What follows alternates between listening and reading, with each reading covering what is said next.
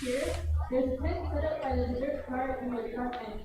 Free space time is also provided by the girls.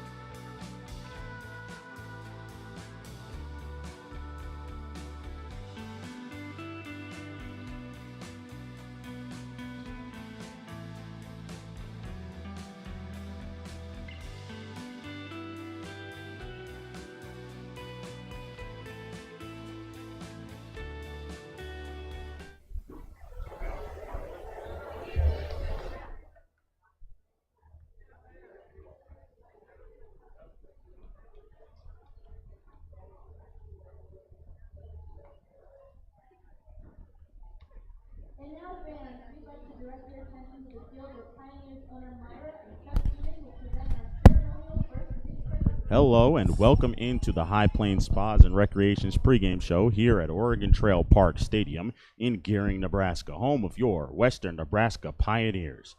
I'm your voice of the Pioneers, Jeffrey Nelson, and as we get set for a two-game series between the Fort Collins Foxes and the Western Nebraska Pioneers, last night's game was rained out, headed to the top of the third inning. The Pioneers will be going into their last two home games of the season. So it'll be the last two streams for us on the Western Nebraska Pioneers YouTube page, but we'll have the last three games after today, as always, on KNEB Radio. You're listening to KNEB Radio on 960 AM and 100.3 FM. I'm your voice of the Pioneers, Jeffrey Nelson, and the Pioneers, who stand at 22-6 at home, test that record going up against the Fort Collins Foxes, who they beat in the first game in Fort Collins, and arguably you could say it's a sweep, considering that there was only one game in that road series for the Pioneers. Of course, last night's game, they said that they were going to play no matter what, as the Fort Collins Foxes wanted to play their final game at home during the season. They have 4 or 5 more games, including today, as the Pioneers, and there was a lot of rain here last night, so the game has been pushed back to 6 o'clock here local time, hence why we didn't start at 5 o'clock. You might have seen 5 o'clock on your schedules when you look at WNPioneers.com. But we're starting it a little bit later today. And the Pioneers, who were expecting potentially the lefty Ethan Brown to be on the mound, have put up a mostly right-handed hitting lineup today. However, it had a little bit of changes later on, and in fact, they'll have 3 lefty hitters in the lineup today. That's Noack Burgess and Coy Carpenter, as they send Ronan Hella to the mound today against the Fort Collins Foxes. So the Pioneers, on a day that is the Special Olympics Day, they're wearing special jerseys out there on the field. We'll try to put those on display for you, especially when Hella is going through his warm-up pitches, and we thank the people from the Special Olympics being here at the ballpark at Oregon Trail Park. It's a great first pitch is thrown by one of the young kids on the mound.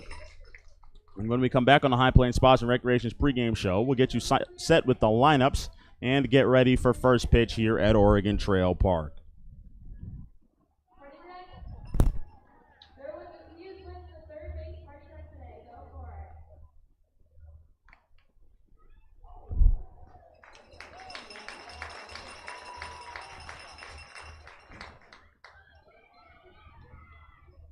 What's your name and who you're representing? Okay, you ready to go? Okay.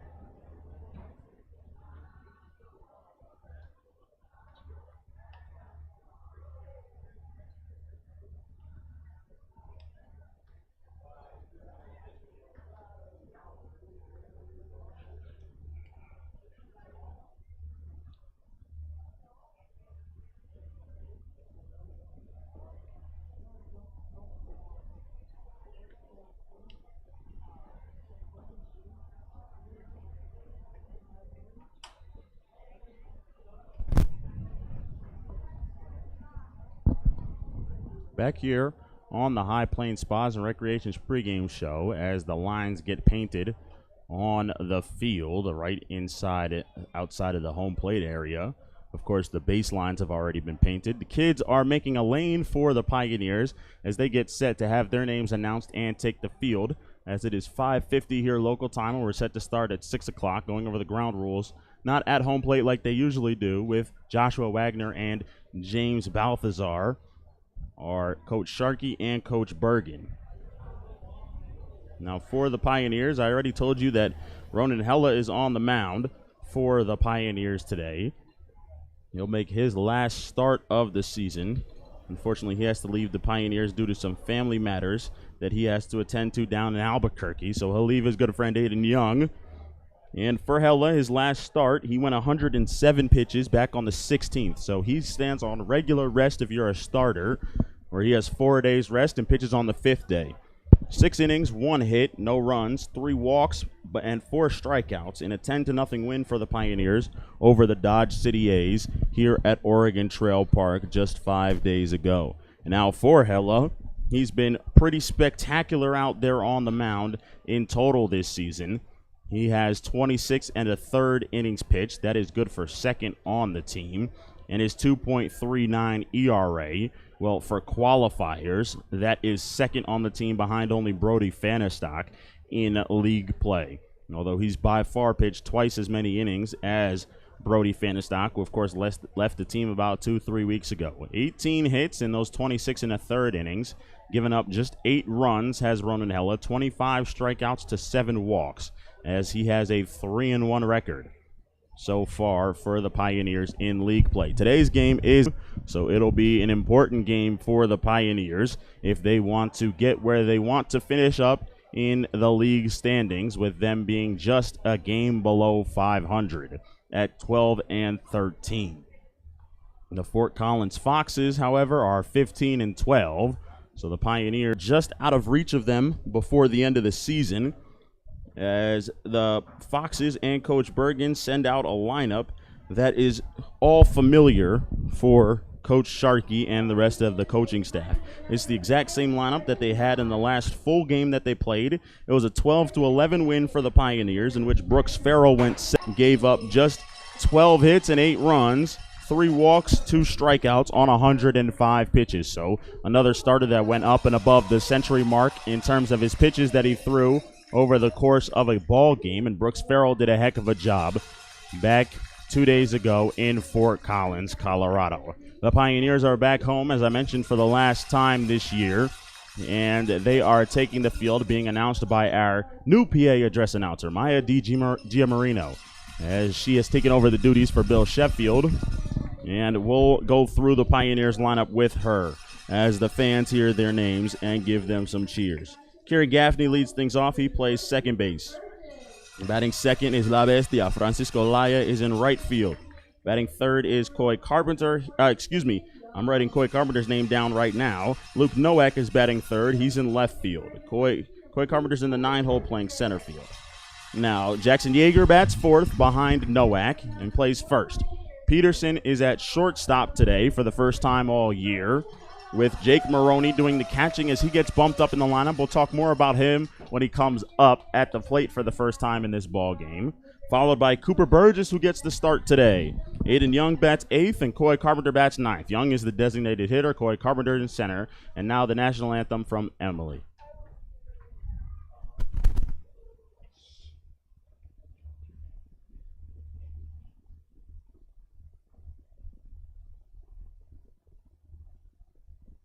Oh, say can you see by the dawn's early light what so proudly we hailed at the twilight's last gleam, whose broad stripes and bright stars through the perilous fight for the ramparts we watched were so gallantly streamed, and the rocket's red glare, the bomb bursting in air, gave proof to the night that our flag was still there. Oh, say does that star-spangled banner yet wave o'er the land of the free and the home of the brave? A well-sang rendition by Emily, our national anthem singer here at Oregon Trail Park. Pioneers baseball starts now.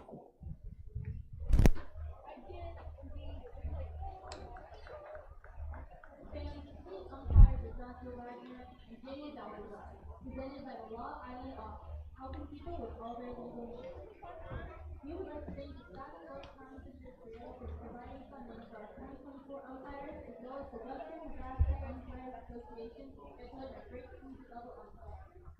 We ask that you be kind to our umpires as well as to each other. Today's Hot First Hero, brought to you by High Plains Advisor and Texas Western Nebraska, is Francisco Laya, your Western Nebraska Pioneer. Each time Francisco gets on base, all drinks are half price for the next 10 minutes.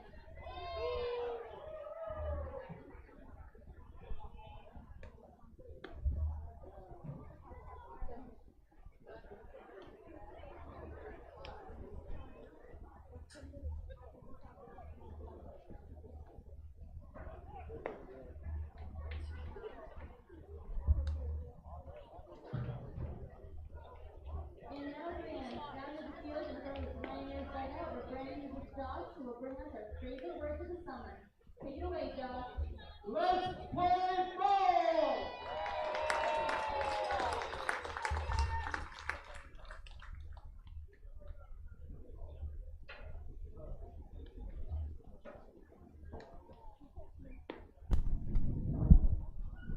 Ronan Hella is on the mound for the Pioneers,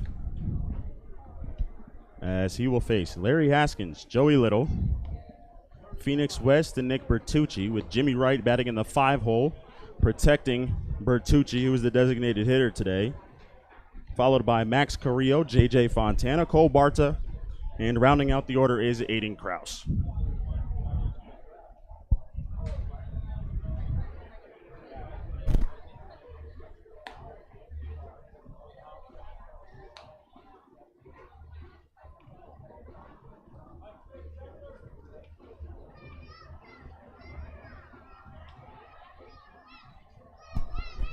Maroney throws down to complete the warm-up pitches, and here we go. We're ready for first pitch here at Oregon Trail Park. Jeffrey Nelson here to take you through this one as the Pioneers take on the Fort Collins Foxes coming from Oregon Trail Park. Second to last home game of the season for the Western Nebraska Pioneers. Larry Haskins will lead things off for Coach Bergen. He walked and flew out in the part of the game yesterday before it got rained out, but he was 5 for 5, including an intentional walk in the 9th inning, as the first pitch from Hella is in there for a strike. Jamie Balthazar, the home plate umpire, with Joshua Wagner on the bases today. First pitch comes at 5:59. We start 54 minutes technically after first pitch was expected, as this pitch goes down and away into the backstop, and it's 1-1. Haskins, who went to Scottsdale Community College, played against Coach Bergen, who coaches at Gateway. Breaking ball, cut on and missed by Haskins there. 1-2 to start the ball game for Hella against the shortstop for the Fort Collins Foxes.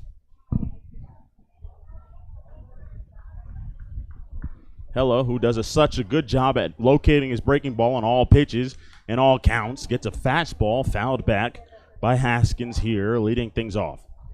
Just underway at Oregon Trail Park. A very good crowd for some Sunday night baseball. Tomorrow is Fan Appreciation Night, so make sure you make your way to the ballpark.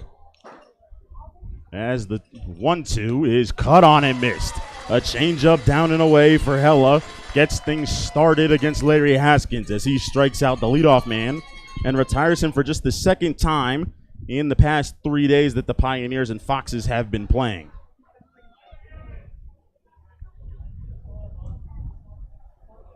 The 2-hole hitter is Joey Little, and he's hit second for all of these 2 games that the teams have been playing. The Pioneers did not see him back in June the 4th or the end of May when the Foxes were last here.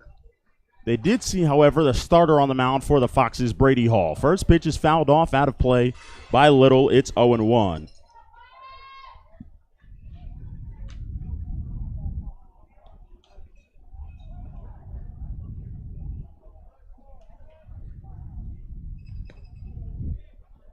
Pitch misses in the dirt. They saw Hall on May the 31st. That was the first league game of the season for the Pioneers. Of course, it was the 4th game of the season as they started the season 5-0, so that was a win for them. Hall pitched the last 2 innings for Coach Bergen. 2 innings, 4 hits, 2 runs, 1 earned, 2 walks, and 3 strikeouts. Grounder to third. Burgess has it go off of his glove, and reaching at first base is Joey Little. That'll be an E5 on Cooper Burgess here with 1 out in the top of the first.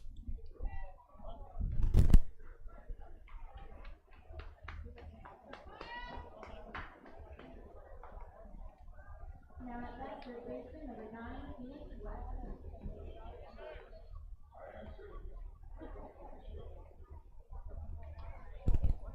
Phoenix West, who swings it from the left side, is from home near Fort Collins in Colorado, is the 3-hole hitter for the Foxes, and he takes a first pitch low. It's 1-0. So runner on first after the E5. Of course, Hella, who's now the starting shortstop after the injury to E.J. Barnes, is on the mound. So the Pioneers had to figure out who they were going to put at shortstop, as they decided on moving a sure-handed Bryce Peterson over to the captain position of the infield, I guess you could say, outside of the catcher, and put Burgess at the hot corner. The 1-0 is lined to right field and deep. Going back is Laya. He's back by the track, by the wall. Esta pelota se fue. Boy, Phoenix West got all of that one. He drives a 2-run home run out to right field. And just like that, the Foxes jump on top in what is considered a pitcher's ballpark, you could argue, here in Oregon Trail Park in Gering, Nebraska. It's 2-0 in the top of the first. Got a pitch up in the zone from Hella, who tried to get it in on the hands of West, but it left out over the middle of the plate. It ended up leaving the yard as well.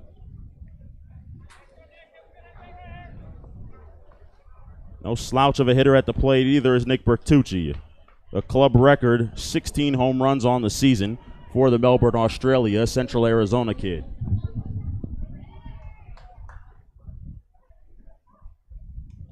Down and in from Hella, it's 1-0. Yesterday, he had a double off of Cole Mayberry for 2 RBIs. The day before, he was hitting in the 5-hole behind Jimmy Wright, who now hits behind Bertucci, as it's a curveball in there for a strike from Hella. He had a 2-run home run off of Farrell, was walked and then intentionally walked in the 8th inning after being walked in the 7th. He flew out and struck out in his first 2 ABs. As he gets a piece of this one, fouls it back. It's 1-2 against Hella after the 2-run home run against West.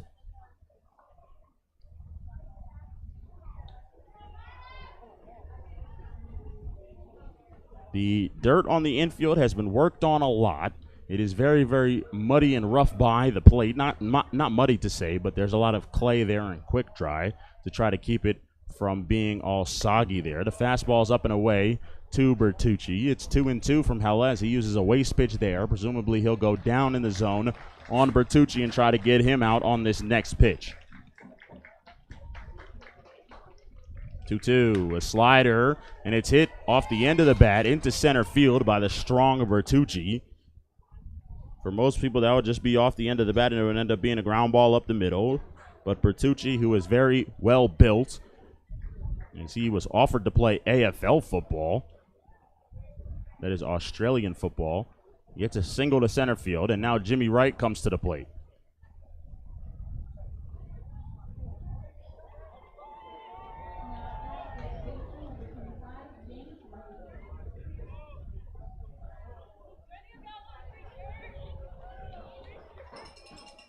Breaking ball, front hip breaking ball there from Hella, finds the zone. It's 0-1. Today's game is a league game, so it is one of more importance for Coach Sharkey and the rest of the coaching staff as the Western Nebraska Pioneers. As the pitch is in the dirt, it goes off the glove of Maroney, but holding is Bertucci at first base. It'll be interesting to see how guys deal with slides today. Of course, it is rougher to slide when the grass is all sort of muddy, I guess you could say, is the conditions. It's kind of sticky, the dirt. At least your cleats can easily stick into it, which can be problems, and guys will have to be careful. Certainly want guys sliding feet first instead of head first. The 1-1 pitch is cut on and missed at a fastball up and in on Jimmy Wright, and it's 1-2 on the first baseman. We're just underway here at Oregon Trail Park. A 2-run home run from Phoenix West after an error at third base by Cooper Burgess sees the Foxes take an early 2-0 lead. They have Brady Hall on the mound, who the Pioneers have seen once this year. Bertucci with a twitch over there at first base, but he stays put as he sees the pitch down and away to his teammate Jimmy Wright for ball 2.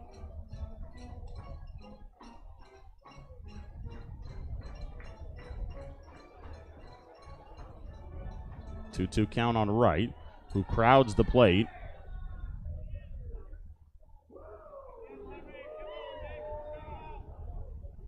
And the pitch is a breaking ball, fouled off, out of play. Pioneers have on white jerseys with red trimming with the white pants. Honestly, I think that these are the better looking jerseys. These are the Special Olympics jerseys, but they suit the home colors even more with the black hat with the red brim. Of course, most guys' pants are a little dirty, so with pure white pants, it would look the best. 2-2 once again is on the outside corner, goes past Maroney. It'll be a passed ball as Bertucci moves up to second base here, and he's in scoring position with 1 out. So he struck out Haskins to start the ball game. Of course, we've seen Jaden Onaka be not helped by his defense this year many a times.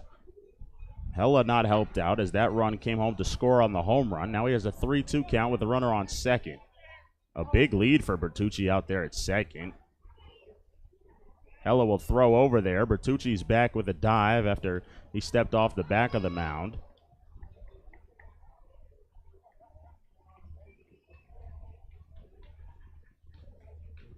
As it'll be a 3-2 to Jimmy Wright here in the top of the first. And the pitch is a slider hit over to third. Burgess fields it. He had Bertucci hung up there, who's now going to go to third as the throw went to first base, and now he's caught up in a rundown. Peterson runs him all the way back. He tags him on the behind and falls over him, as they're going to say that the ball came out. Did the ball come out in time? No, he tagged him in time, did Bryce Peterson. So it essentially is a double play that goes 5-3-6 as he tags out Bertucci in between second and third base. That'll end the top of the first. Pioneers trail 2-0 as they come to the plate in the bottom half.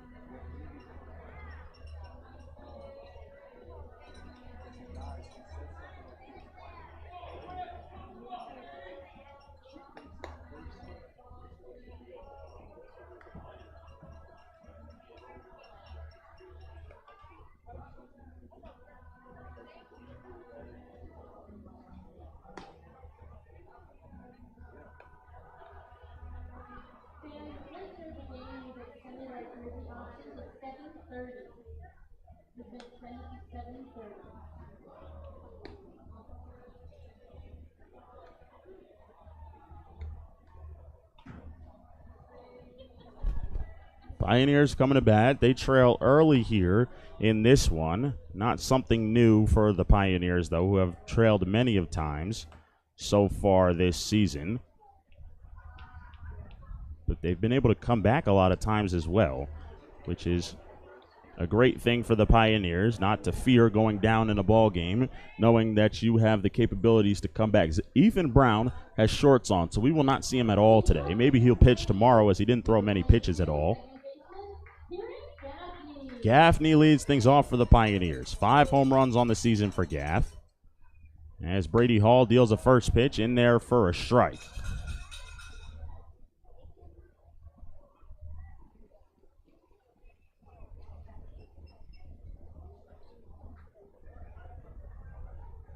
Inside, it is 1-1. Hall throws hard out there on the mound as the right-hander for Coach Joseph Bergen deals to Kieran Gaffney. He already has the lead. Slider is up and in. It's 2-1 on Gaffney from Broomfield, Colorado. He's going to University of Mary. Hall is from Fort Collins. He's 6'2", 200 pounds out there on the mound.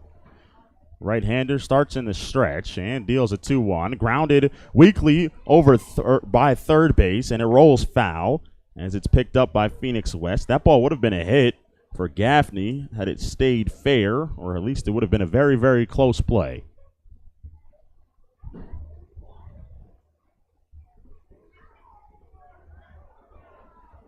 Gaffney leads the team in average now at .371 in league play. 26 for 70 as he's seen his at-bats rise, being at the top of the order. 2-2 pitch is again rolled towards third. Charging it is Phoenix West. He bobbles it. Gaffney wasn't running, and he's going to be out at first base. I'm not sure what happened there, but Kieran Gaffney definitely wasn't running at his regular speed.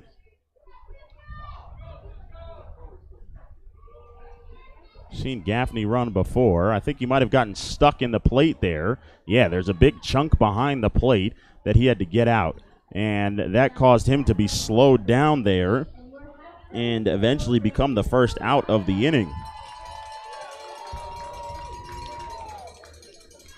So a 5-3 put out, and a lucky put out for Brady Hall as he gets helped out by his third baseman and a bit of the rain and Mother Nature as he deals low 1-0 to Francisco Laya. Laya's at .360 on the season.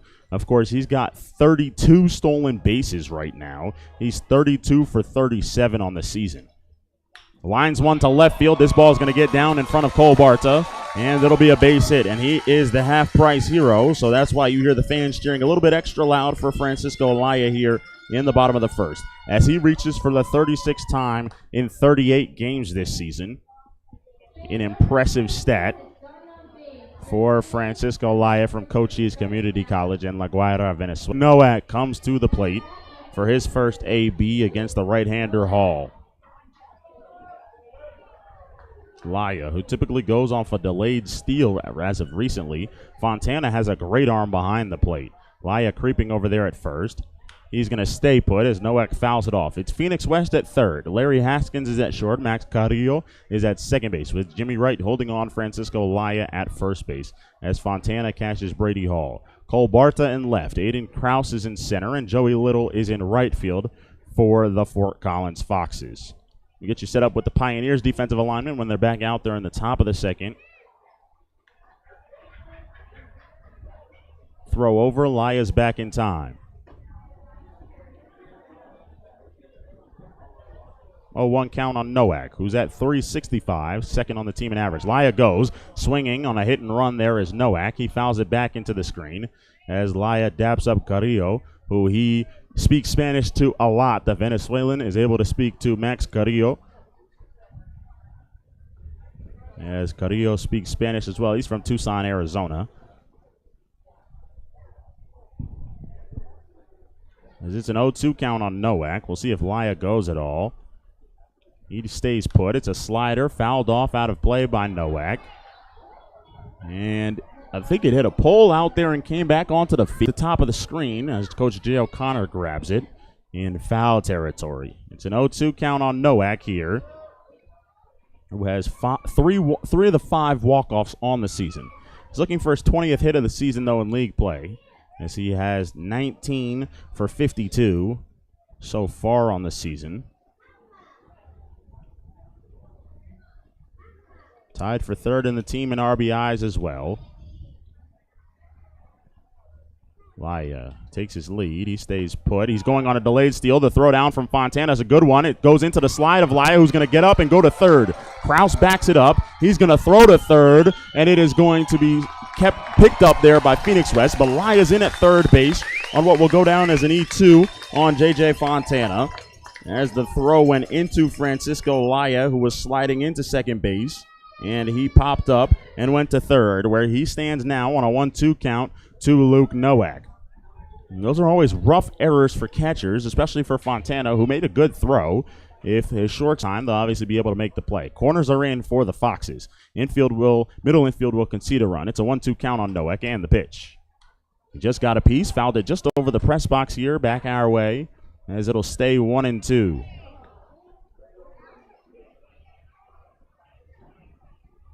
Be interesting to see how the outfield can fare on baseballs that are hit in, how much traction they'll get, as it did rain here in Gering, Nebraska. Another 1-2 to Nowak. Up and out of the zone. It's 2-2 for the left fielder from Frisco, Texas.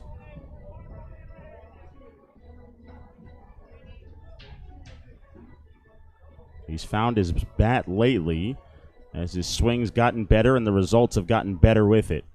The 2-2 is lined to left field for a base hit. 12th RBI in league play on the season for Nowak as the Pioneers cut the Foxes' lead in half here in the bottom of the first. And Nowak is on with an RBI single to left field, bringing home Francisco Laya.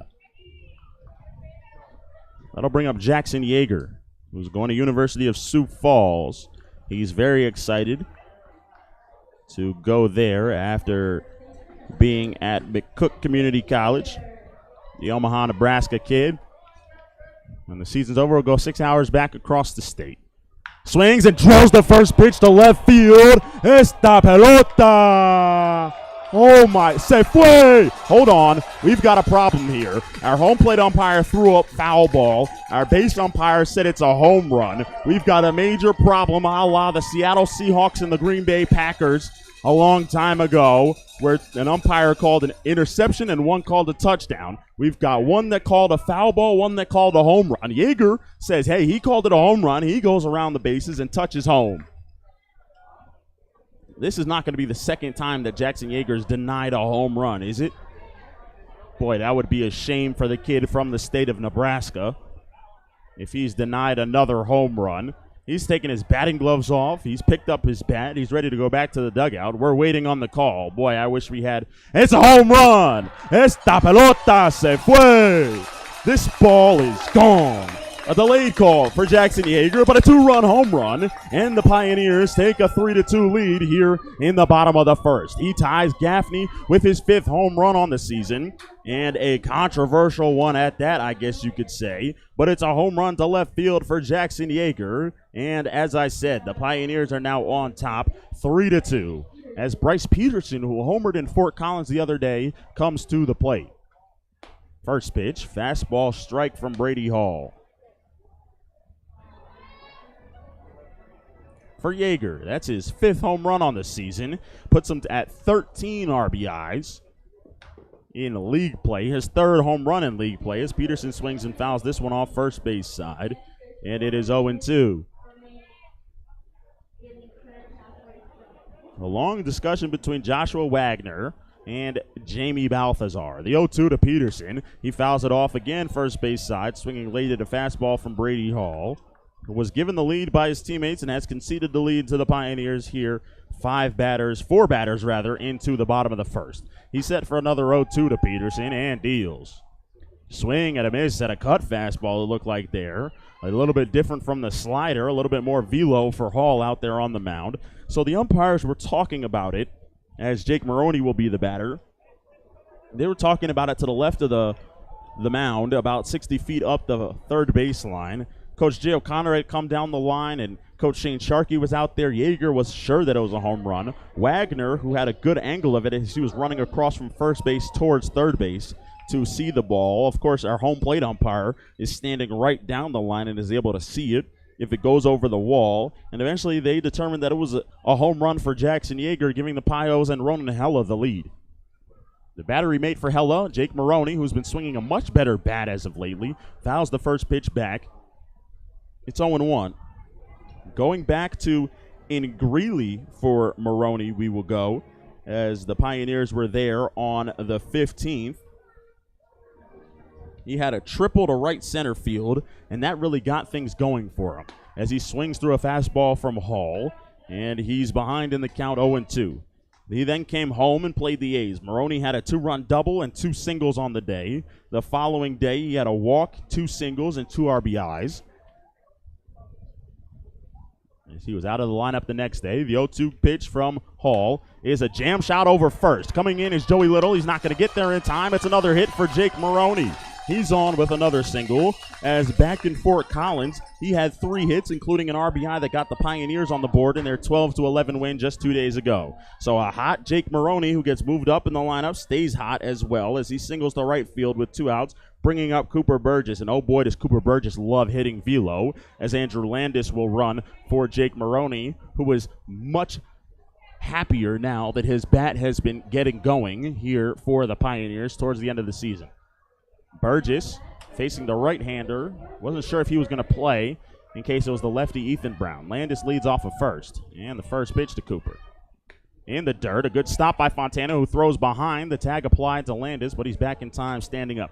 So Cooper Burgess, last time we were here at Oregon Trail Park, got a home run. It was a 3-run shot and his first of the season, after having 2 strikeouts on the day, to dead central field, right about where the center fielders lined up, to the right of the Platte Valley Company sign in center field. He has a 1-0 count here in the first. Swings through the second pitch from Brady Hall, and it's 1-1 on Burgess. But he was extremely excited, was the Spring Branch, Texas kid, to have his first home run on the season.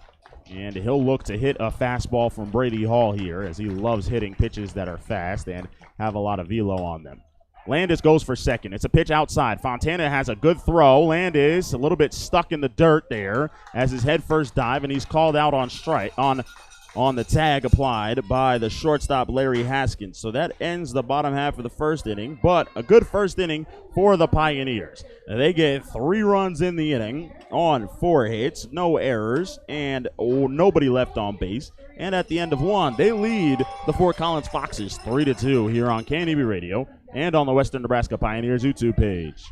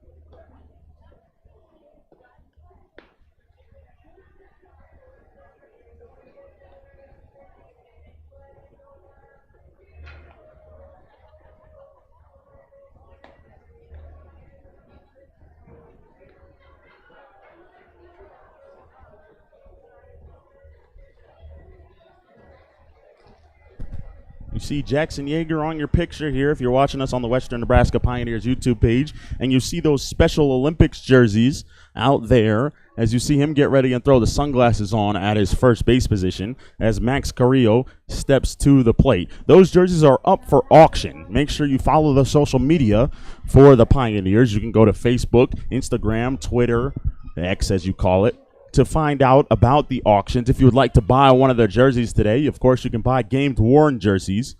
I'll let you know about the numbers as the first pitch is a strike. Burgess is 34, Peterson 26, Gaffney 22, Yeager wears 33, Maroney wears 8. As number 37, Hella deals a pitch on the outside corner for strike 2 after throwing 22 pitches in the first inning. He's got 2 strikes here against Carrillo. Number 6 is Luke Nowak. Number 2 is Coy Carpenter. Number 17 is Francisco Laya. I believe that they do have names on all of those when they're listed on the auction site. Ground ball to short. Throw to first is in time as Bryce Peterson gets his first opportunity at shortstop today and makes the one that he gets in the one opportunity. Of course, he tagged out Bertucci last inning, but that was on a throw from Jackson Yeager over at first base, as Bertucci was a little bit caught up. He might have had his feet stuck in the mud, I guess you could say, or he was a deer in headlights, as we constantly have to be wary of deer when we're traveling back from Denver at night down on 88 and 151 in Wyoming, as there are constantly deer, and people are very wary about that, as Bertucci wasn't sure whether to go to third or go back to second. First pitch is outside. It's 1-0. J.J. Fontana, the batter for the Foxes here. From Fort Collins, Colorado, is Fontana as he swings at that one.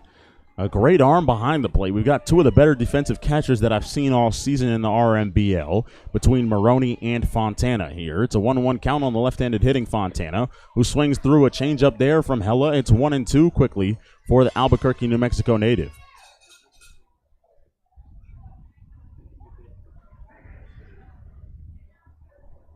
One-two pitch.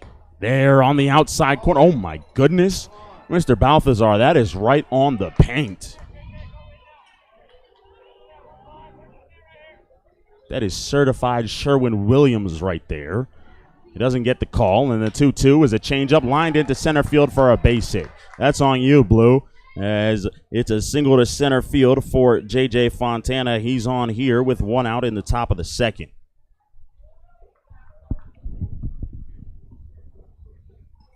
They're going to get a runner for their catcher.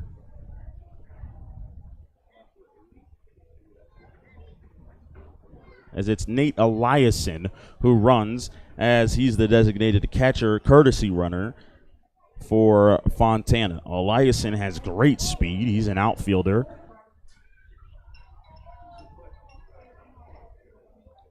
Hella checks him. Cole Barta, the batter, swings it from the right side. A soft throw over from Hella, making sure Eliason is aware over there.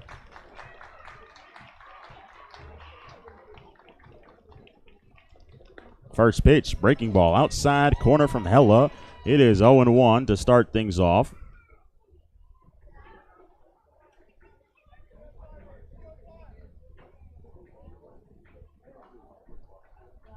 Throw over. Eliason a little bit jumpy over there.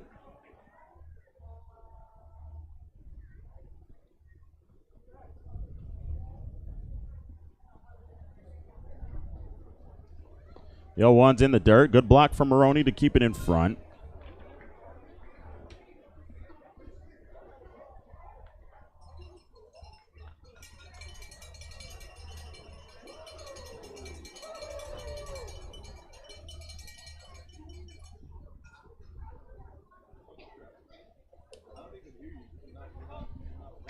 It's a 1-1 count on Cole Barta here. Center fielder from Grand Forks, North Dakota, takes just low below the zone. It's 2-1. Hella thought that was a strike.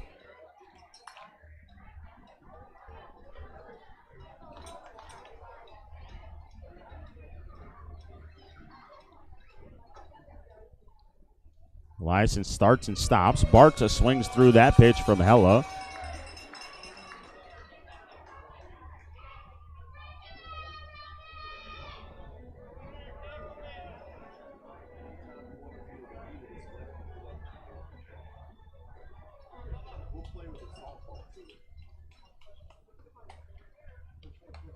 Throw over once again, checking on Eliason.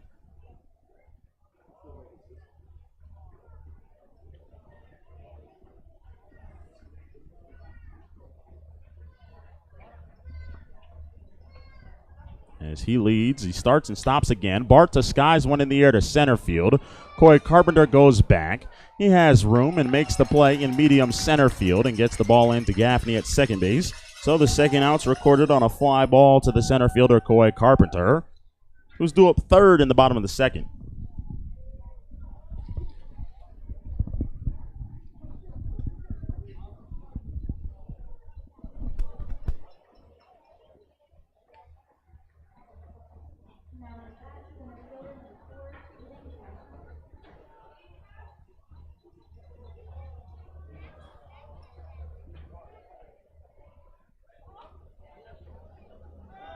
Runner goes. The throw to second is a perfect one, and it is in time.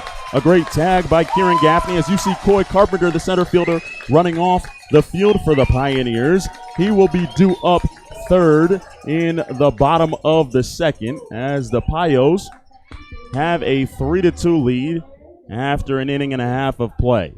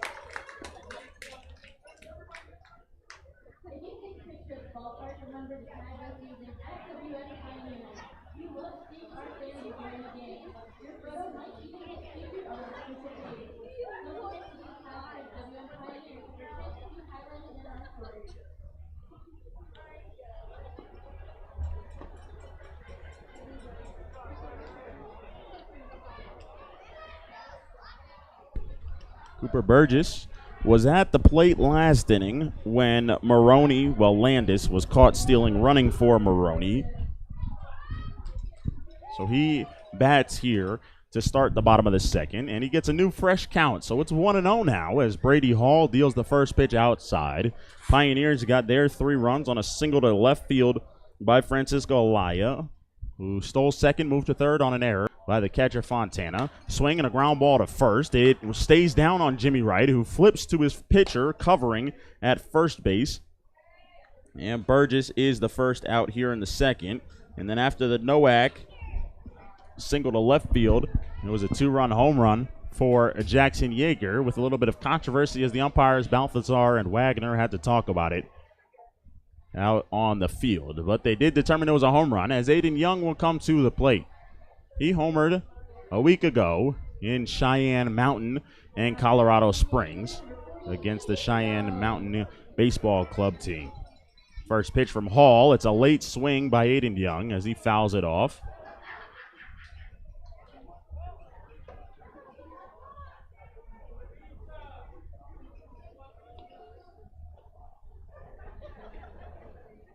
The 0-1 is up high. 1-1 on Aiden Young.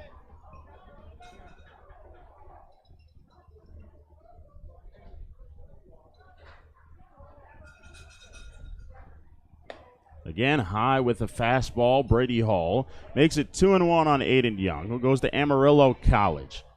On the season, Aiden Young is up to 356. Boys, he's smoking the ball quietly for the Pioneers in league play. 16 for 45 with 14 RBIs. Swing and a ball drilled to right field. This ball is carrying over, and Joey Little is not going to make it there in time. And in fact, the ball lands in the Fort Collins Fox's bullpen. Aiden Young is second on the team in RBIs.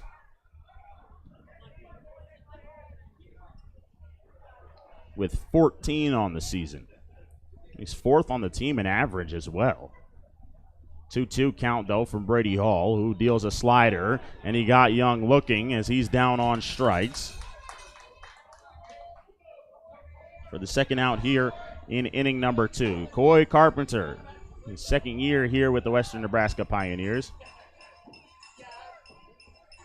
Man full of a lot of energy comes to the plate for his first at-bat. He's just below 300 at 292, 19 for 65 on the season. He does have a long ball that avoided the Pioneers from being shut out earlier this month. Of course, the Pioneers have had a winning month of July.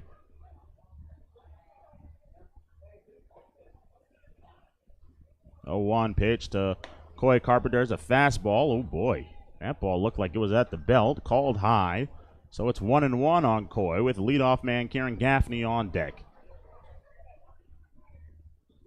Left-handed hitting center fielder sees a 1-1 inside, just off the plate. Told you, Jamie Balthazar is our home plate umpire.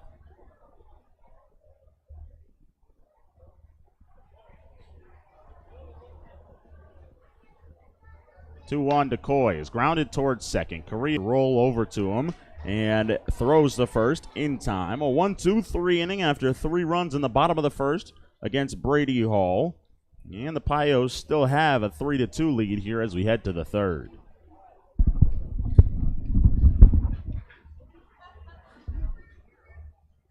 In the bottom of the second, there were no runs and no hits, no errors, and no one left on base. The score is Boston 2 and the Pioneers 3. It's time to enter the first Golden Feature competition. Haley, take it away. Okay, we have one of our owners, Myra, down here going against your very own grandson. Again, it's doing the frozen t-shirt. Are you two ready? On your mark, get set, go!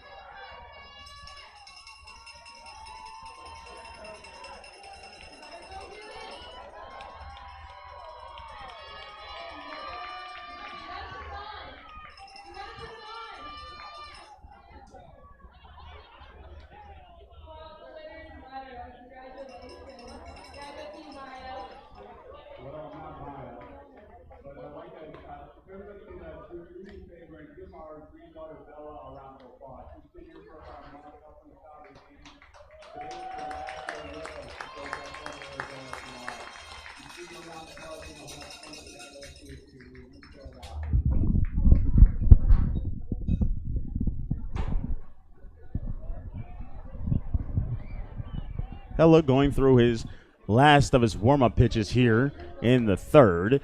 Has 9-1-2 in the order as he's at 35 pitches through 2 innings. It was quite a long first inning for Ronan Hella. He gave up the home run to Phoenix West, who, if anybody gets on, has a chance to bat here in the top of the third. Pioneers lead it 3-2. You're listening to Pioneers Baseball on KNEB Radio and Western Nebraska Pioneers YouTube page. Jeffrey Nelson here with you as we get set to start the third. Balthazar gives Hella the play signal and the first pitch to 9-hole hitter Aiden Krause is bunted foul as Burgess was back at third base and pulling down a bunt there was Aiden Krause. But it rolls foul where Coach J.J. O'Connor picks it up.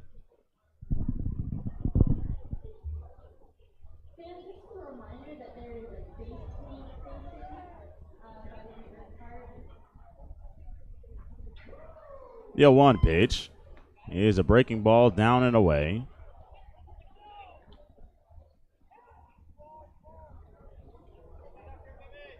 Krause went to the same school as Coach Bergen's kids.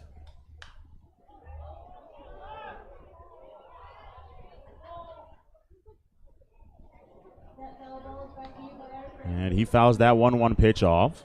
Went to the same high school. He was wearing a shirt today. I believe it's Cape Verde. That's the name of the high school. And the 1-2, oh boy, just missed from Hella. Krause almost went around. And he was wondering why Coach Bergen and how he knew what the shirt was and what it meant for that school. And he said, because my kids went there. And he wasn't sure what Bergen's last name was. Grounded to behind the glove of Hella to second base. Krause with good speed is going to beat this out. It's an infield single for Aiden Krause. The ball got slowed down not only by the turf, it might have taken a deflection slightly off of the glove of Hella that may have slowed that ball down. But on with an infield single is Aiden Krause here, leading things off in the third as Larry Haskins will come to the plate. Anyway, to finish things off, he wasn't sure whether Coach Bergen was his first name or if it was Berg or if it was Bergen. And it was Bergen. So then he realized who his kids were and that they went to school with Coach Bergen's kids. First pitch to Larry Haskins, the leadoff hitter who struck out his first time. Seemed in off the plate based off the reaction of Haskins, but it's called a strike by the home plate umpire, Jamie Balthazar. Kraus leads off first. Again, he has good speed. Maroney's already thrown one runner out today. It's an 0-1 count on Haskins, who swings through a breaking ball there from Hella. Kraus got stuck in the dirt there. Oh, boy. This is a dangerous situation. The last thing you want is guys getting hurt out there, going back to the bag, or being in between two minds on whether they want to go to the next base or return, as Kraus backs up a little bit into some softer dirt. And the 1-2, or 0-2 I should say, is outside, making it 1-2 on Larry Haskins.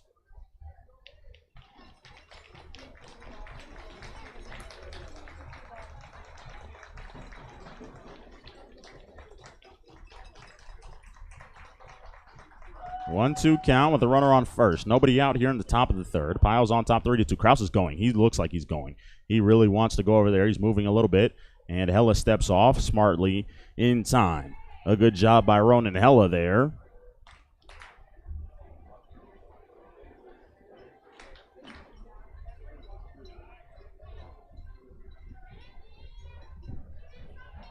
The 2-1-2 is a strike three. The throw down to second is wide of the bag. So it's a stolen base for Kraus. Had a chance for a strike him out, throw him out, double play.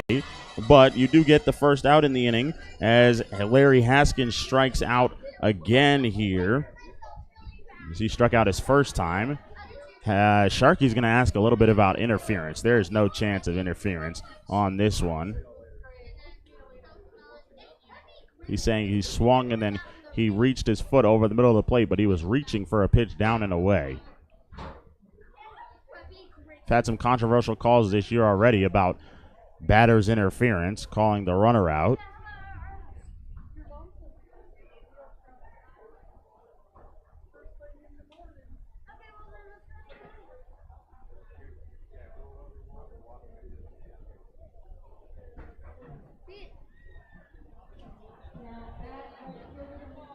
Joey Little is the batter with a runner on second.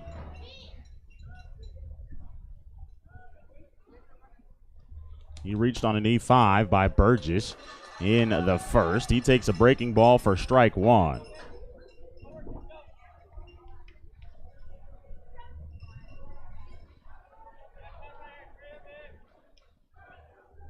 Kraus leads off a second. Hella checks him twice, the third time, and deals. It's fouled off, out of play, straight into the armory as it goes straight over the screen.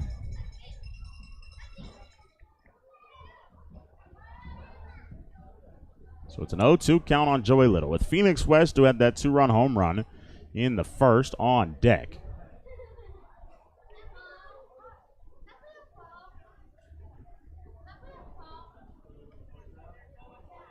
Kraus close. Kick of the leg, and he leaned into that one. Oh, boy. Did he not lean into that one there? No, they're just going to call it a hit by pitch of Joey Little.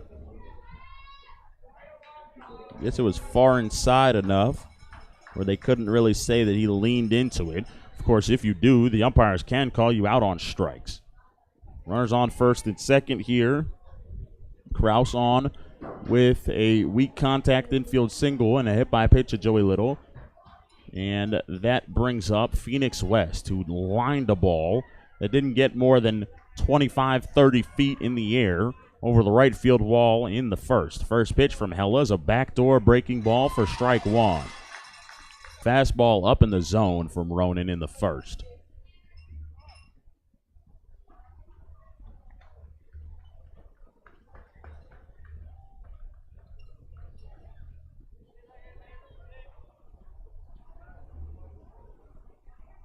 The 0-1 is outside. It's 1-1 from Hella as he deals to the third baseman, Phoenix West.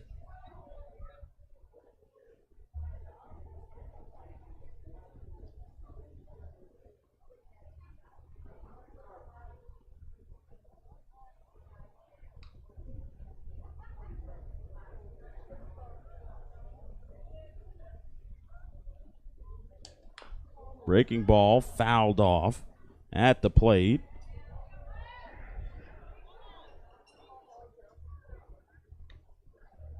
It's 1-2 on West.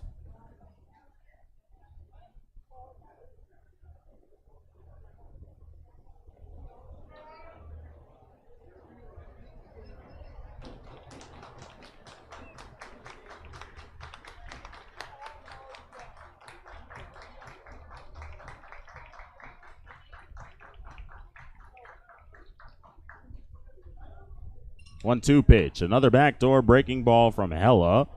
It's 2-2 here to the left-handed hitting Phoenix West.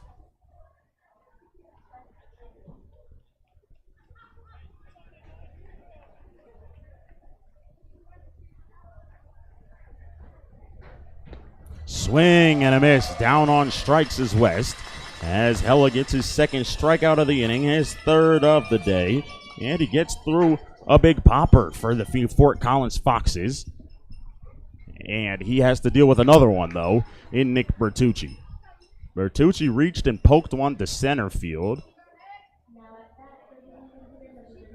Did a good job of keeping the pitches away from him. Of course, if you can get it up and in on the Australian Bertucci, you also have a chance of getting him out. But if you do miss, he can make you pay. First pitch, breaking ball. It's a high one, and leaving it up is Bertucci at the plate.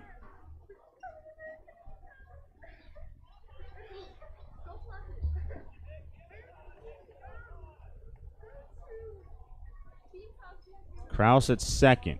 A big lead over there at first for Joey Little as Yeager plays behind him. Gaffney shades up the middle.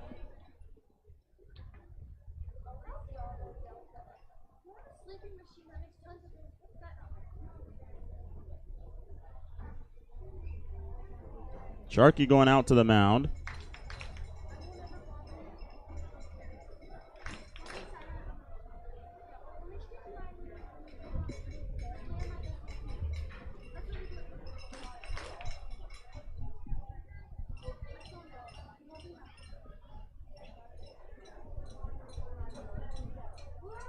Talking with Hella probably about what to do here with Bertucci. Of course, you have a 3-2 lead here in the third inning, but you do not want to let him beat you here, especially with the go-ahead run at second base. Kraus with good speed, most likely scores on a hit to the outfield. So you want a fly ball or a ground ball that can stay in the infield here against Bertucci.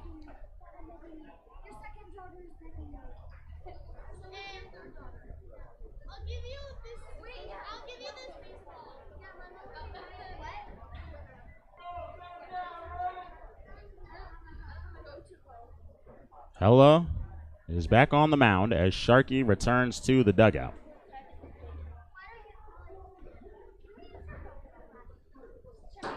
It's a 1-0 count on Bertucci, who stands tall at the plate. And the 1-0 is a breaking ball, cut on and missed. Had him fooled as out in front was the right-handed hitter.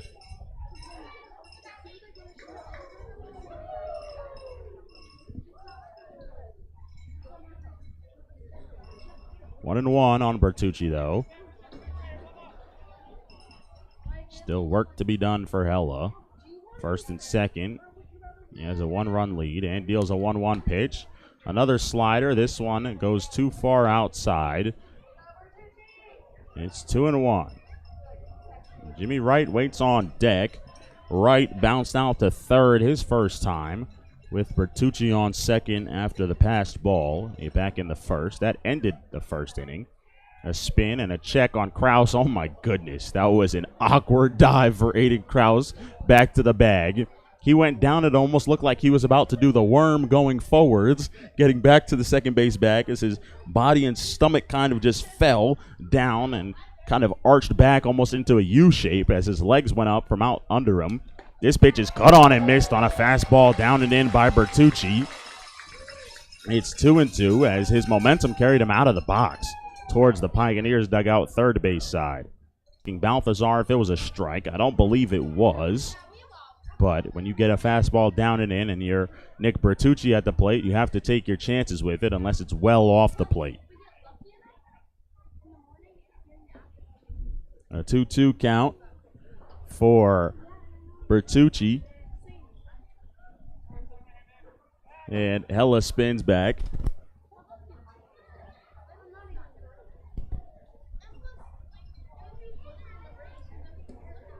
Two-two as Kraus leads off a second, and Little is off of first. A long look in for Hella, who finally gets his sign from Maroney and deals. Inside, it's hooked to left field. Going back is Nowak. He's back by the track, and just shy of the track, he makes the play. Well executed final pitch of the inning for Ronan Hella to get through Nick Bertucci, including two strikeouts in the inning, and a hit by pitch. No runs across on one hit for the Fort Collins Foxes. No errors, 2 runners left on base. Pios coming to bat in the bottom of the third. They lead 3-2.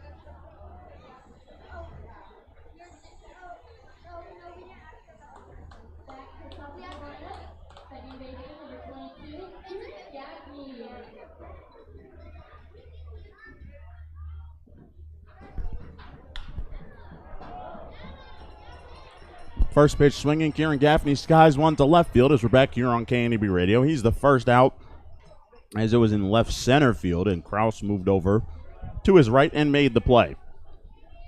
One pitch, one out for Brady Hall here in the bottom of the third, as he will start to face the part of the order that tagged him for those 3 runs in the first. Half-price hero Francisco Laya, La Bestia, from La Guaira, Venezuela, comes to the plate. First pitch from Hall is up in the zone, called a strike. It is 0-1.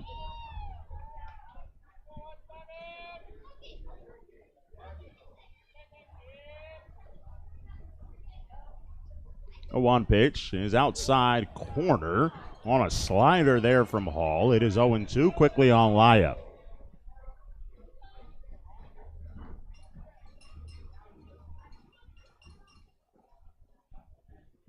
Oh, 2 is reached for and hit in the air to right center field. This ball's going to get down, and it'll spell trouble for the Foxes. Laya's round first. The ball is stopping in the grass out there, but on his way to second as he pounds his chest. A hand wave out there at second base is Laya with a double to right center field, his second hit of the day, as he's on in front of Luke Nowak. Well, the right fielder, Joey Little, was over towards the line. Usually they tell you play a line through third base all the way through second base out to the outfield. That's where you usually want to start off. And he might have had a chance at that if he was playing there. But he's playing where you would assume your position would be in right field, which is between the first baseman and the second baseman, which is more over towards the line. So Laya at second. Nowak takes high, 1-0.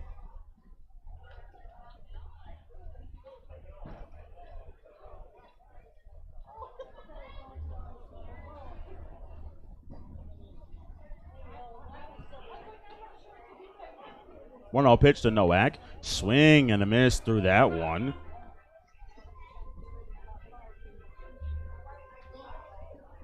One and one on the Pios left fielder, who got them on the board with an RBI single to left field. It was a 2-strike single that he got up in the zone from Brady Hall and lined it to left field. It's a 1-1 count here as he swings through another fastball by Brady Hall. He's behind in the count 1-2.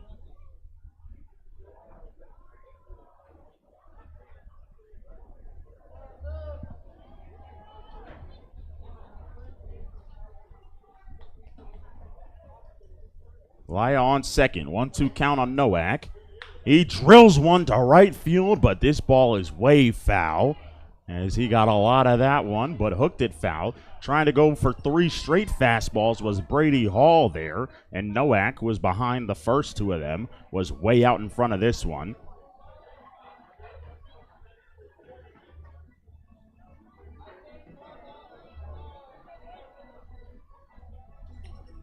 Nowak, with his knees bent at the plate, has a 1-2 count, and Hall deals.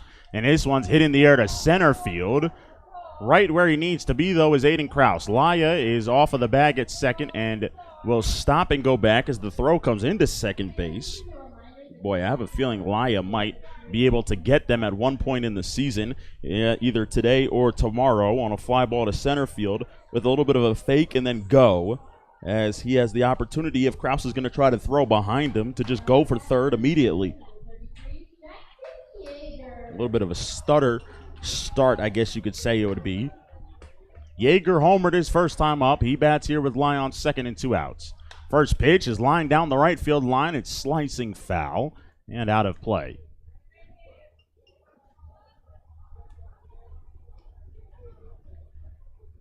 His bat has gotten hot ever since we hit the month of July, as Jackson Yeager. Ever since the team went to Denver, when he had a 3-run home run in Denver, he's been swinging it a lot better. He takes a pitch down low, and that's been part of it, is taking those pitches. At times he'll swing at the ones down and away with 2 strikes, but it's more taking the ones that are down in the zone and leaving them, as he used to chase them a lot at the beginning of the season. So 1-1 count. Swinging at a fastball, grounding it to third. Staying down on it is Phoenix West. His throw is low, and it is scooped out there at first base by Jimmy Wright. A good job of helping out his third baseman, keeping him from having an error. And that ends the third. No runs on the double by Laya. No errors, and Laya is stranded at second base. We're a third of the way through. Pile's on top, 3-2.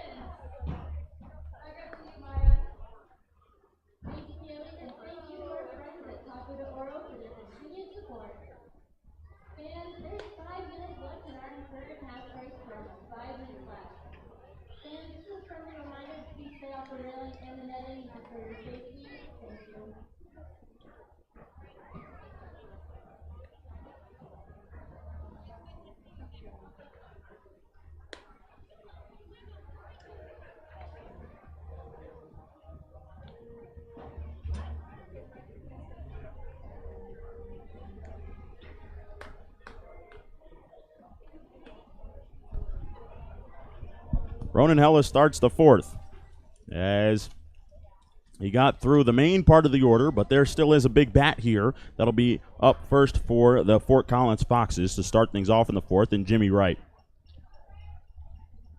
Wright second on the team in home runs with 6. Well, that's a lot for summer ball, but when your team leader has 16, it doesn't really feel like it's a lot, as Bertucci has 16 after beating the previous record of 9. Jimmy Wright's not far behind that record at all, with 5 games to go, including today, for the Foxes. First pitch from Hella is off the glove of Maroney. Pops behind him. It's 1-0.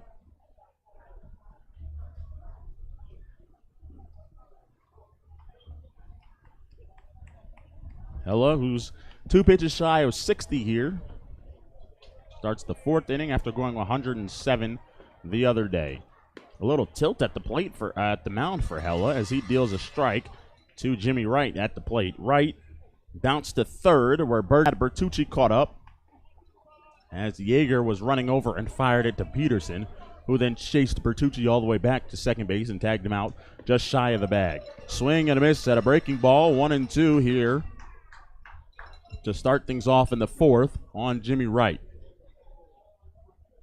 Of course, Bryce Peterson will be going to UCCS, where Ronan Hella currently goes, down in the Springs of Colorado, an hour to the south of Denver. The 1-2 is a fastball just missed below the knees. A good spot there from Ronan Hella, but it's 2-2 here on the right-handed hitting Jimmy Wright.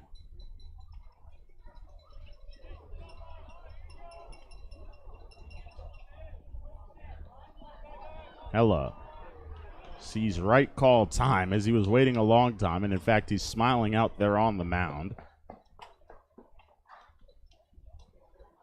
Might have been a little bit on purpose there, making the right-handed hitter wait quite a long time.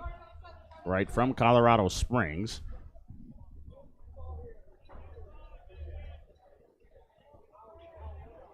Has a 2-2 count and Hella deals. On the outside corner, oh boy. Jamie Balthazar didn't call that a strike. And well, last time Hella got burned on a single for J.J. Fontana.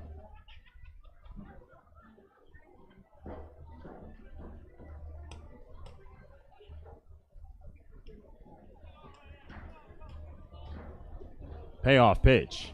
Outside, ball 4. First walk of the day for Ronan Hella. He did hit a batter last inning, but the first base on balls.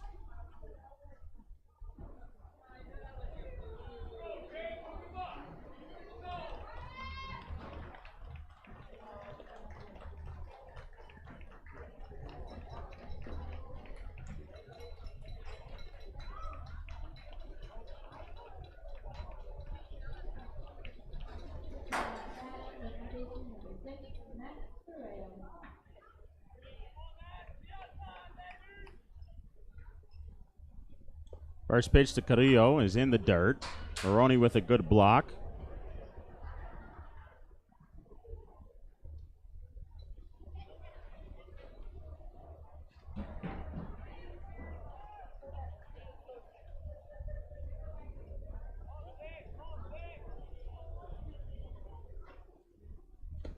That one's in there for a strike. It's 1-1.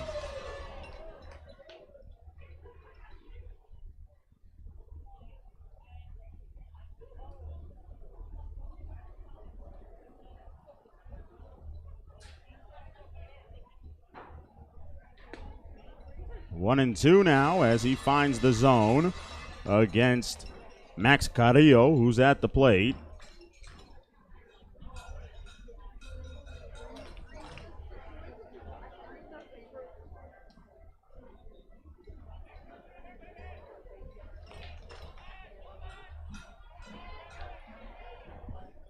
Throw over, back on the bag is the runner at first, Jimmy Wright.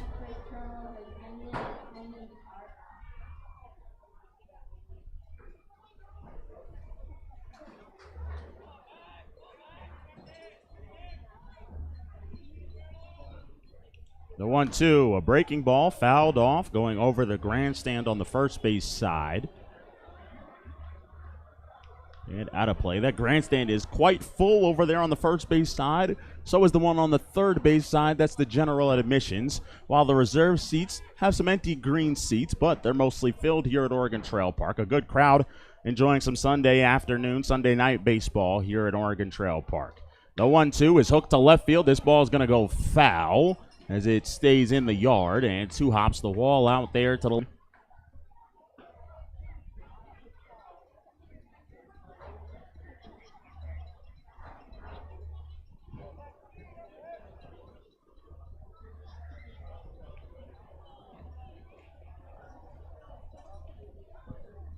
It'll be a 1-2 pitch.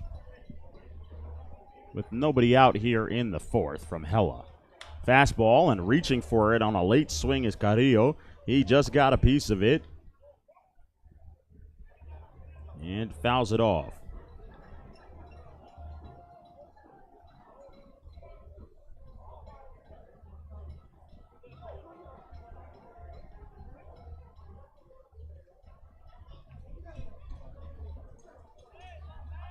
One, two, once again, grounded towards second. It's a double play opportunity. Flip to second for Peterson at one. On to first in time. Hella rolls a double play ball as his good friends Gaffney and Peterson get to roll one for the first time this year, and they complete it with their trio over there at first base in Jackson Yeager. So Hella gets a ground ball double play, and he's quickly got 2 outs here in the top of the fourth. Very key for him as he's up to 70 pitches now and will deal to the left-handed hitting catcher, J.J. Fontana.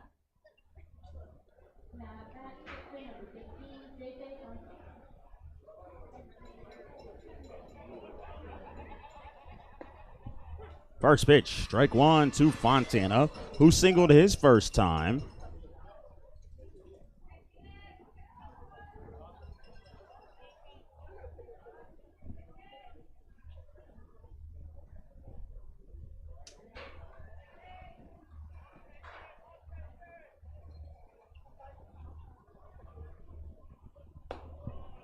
Pitch is outside. It's 1-1 to Fontana. The catcher, who, as I mentioned, is a very good defensive catcher, can also swing it at the plate, as he's been swinging a good bat for Coach Joseph Bergen. He has a 1-1 count and takes low. 2-1 from Ronan Hella.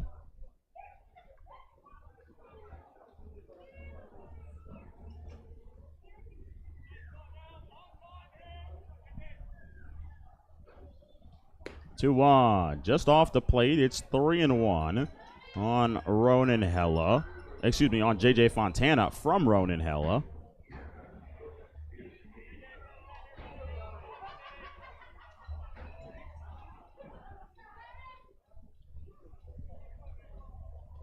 Outside, it's ball 4, a walk to the catcher.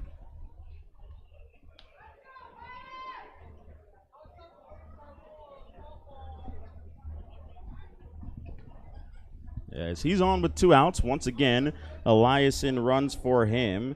Eliason was caught stealing to end the second inning, so we'll see if he tests Maroney again.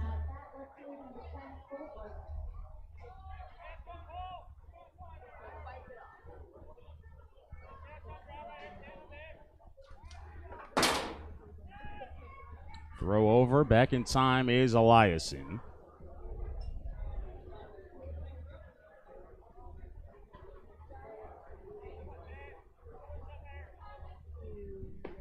Swing and a miss on the first pitch is Cole Barta, who's at the plate. He flied out to center to make the second out in the second.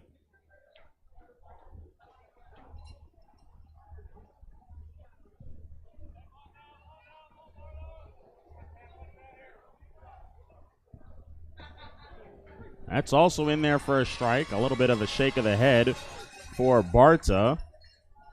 Seemed a little bit unsure on that call by Balthazar behind the plate. Hella sure about it, though, as he's got 0-2 with 2 outs here in the top of the fourth. Eliason running for Fontana after the 2-out walk to the catcher.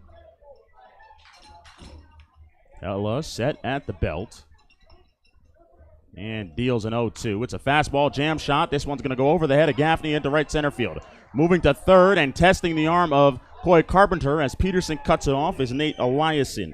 So a single to right center field for Cole Barta brings in the 9-hole hitter Aiden Krause, who had an infield single his first time, and runners on the corners for the Fort Collins Foxes here with 2 outs in the fourth. Hella will look to finish the inning.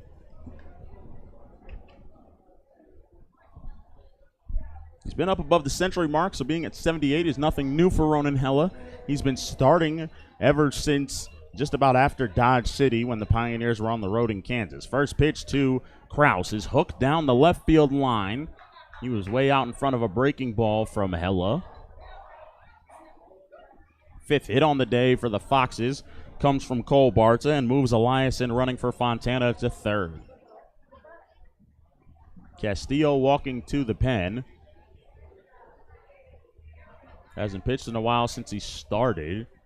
See how his arm feels. He couldn't pitch at all in Fort Collins. Short lead for Barta at first. This pitch is just fouled off, and oh boy, it got a piece of Maroney there behind the plate as he's got both hands on the ground. Not a very comfortable place to be hit for Jake Maroney. I think he got hit right above the bat as starting to swing was Kraus, and it just got a piece of his bat, which he hadn't fully started his swing on. And those are always where the catchers get hit in poor spots and awkward spots that they're not used to getting hit on when there are regular foul balls. So Sharkey's talking to Maroney. Hella's coming to check on his battery mate, and he'll return to the mound as Balthazar makes sure Maroney's all right. He's been holding on to his mask. But the San Jose State Spartan, living up to his college's nickname, is doing just all right, taking a couple walks around the plate area. Balthazar being a nice guy and giving him a little bit of extra time here at the plate. And when we get ready, it'll be an 0-2 pitch with runners on the corner still. Payo's up by 1 as Maroney gets down into his crouch and gets ready to give Hella the sign here on the 0-2 pitch. He's setting up away. A long pause out there on the mound. A slide step and a fastball goes off of the glove of Maroney as it was fouled back by Aiden Kraus, keeping the count at 0-2.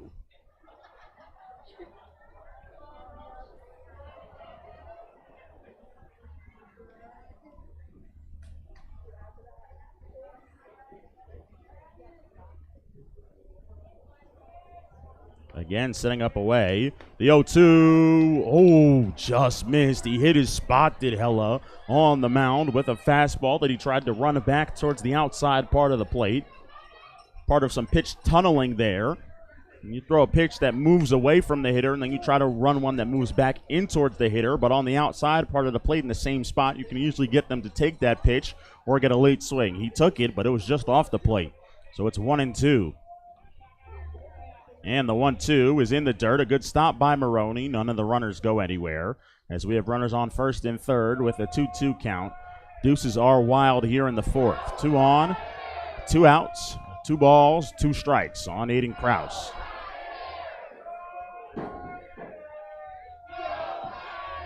And the Pioneers have 22 wins at home this year. And the pitch. Cut on and missed. A big pitch and a big strikeout. The 4th of the day for Ronan Hella. No runs on 1 hit. No errors. 2 runners left on base. We're through 3.5 here at Oregon Trail Park. Payo still on top, 3-2.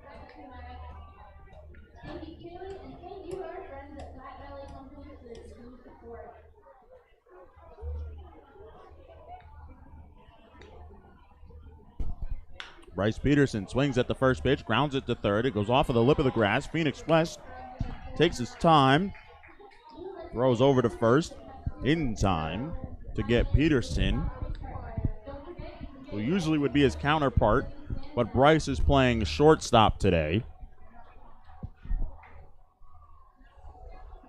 As Jake Maroney comes to the plate. Hellis sits at 84 pitches, so he'll probably start the inning. I believe Castillo is warming up. He's not just checking on his arm to see how he's doing. Maroney swings at the first pitch from Hall and chases it up and out of the zone. It's 0-1.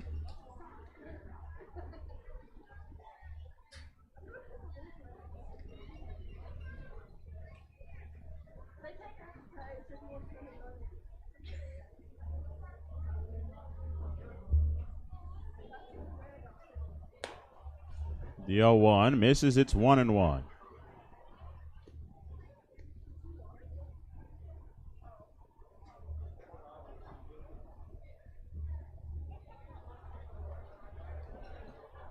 Maroney singled his first time up to right field. Takes this one down in the dirt. It's 2-1.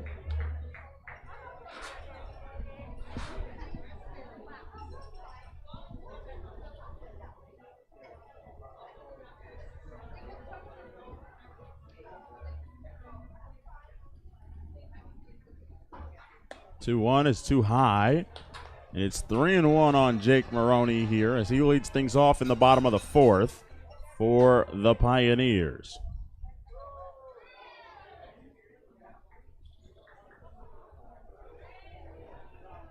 Hall will deal the 3-1 pitch. It's on the outside corner for strike two.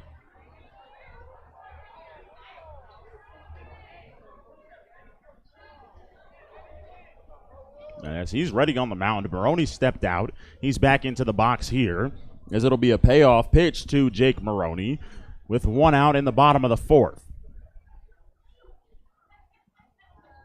Pitch is up high, and the Pios catcher's on for the second time today, this time with a walk. As I said, he's been having much better at-bats as of late. And, of course, as he touches first base, gets a treat from Coach Chris Gabus, so he'll immediately turn around and head to the dugout as Andrew Landis will run for him at first base.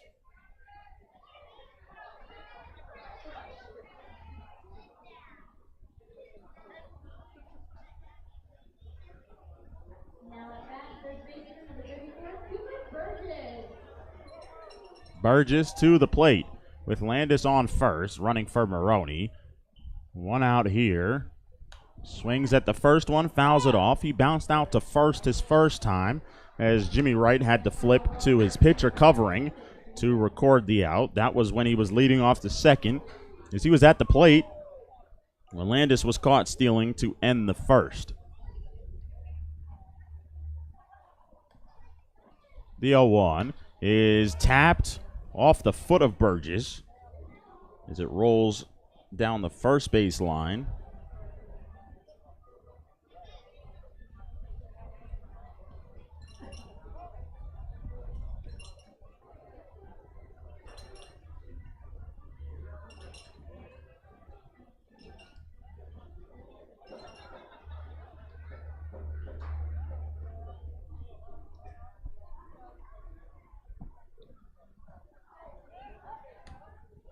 Pitch and a throw over, rather.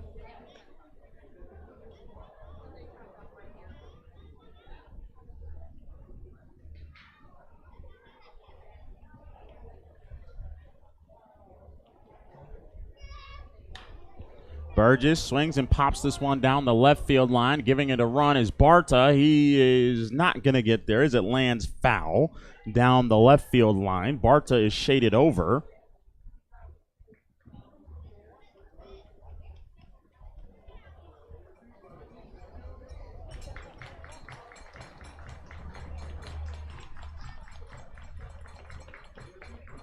As it's 0-2 on Cooper Burgess, the Spring Branch, Texas native.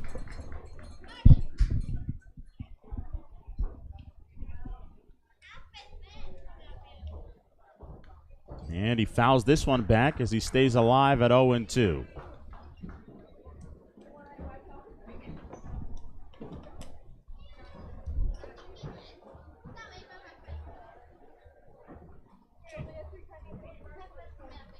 Once again, Hall will deal an 0-2. Landis stays put. It's in the dirt. He wanted to go for second, but he holds up instead, and it is 2-2 on Cooper Burgess. 1-2 rather, excuse me.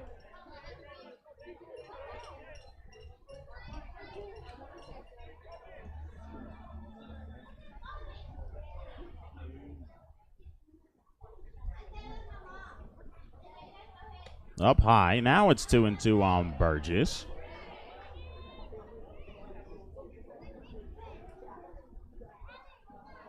Landis still on first.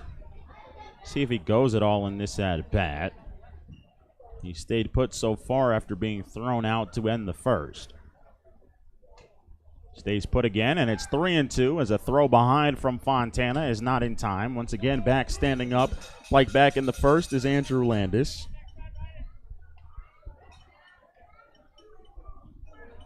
It's full with one out in the inning on a first pitch ground ball. Since then, it's been good at bats for the Pioneers. A walk to Maroney, and the 3-2 pitch to Burgess is outside and a bit high. It's ball four. Back-to-back walks for Brady Hall as he walks his first two batters of the day here. And Coach Bergen's going to take a trip to the mound. Burgess, with a good at-bat as well, has pushed the pitch count up of Brady Hall here in the bottom of the fourth, as during that at-bat, a couple guys went down to the bullpen for the Fort Collins Foxes, one of them being Ethan Brown, but that's because he's just there to signal if their pitcher is ready. Cannot get a number as the playground blocks us. It is a right-hander, however.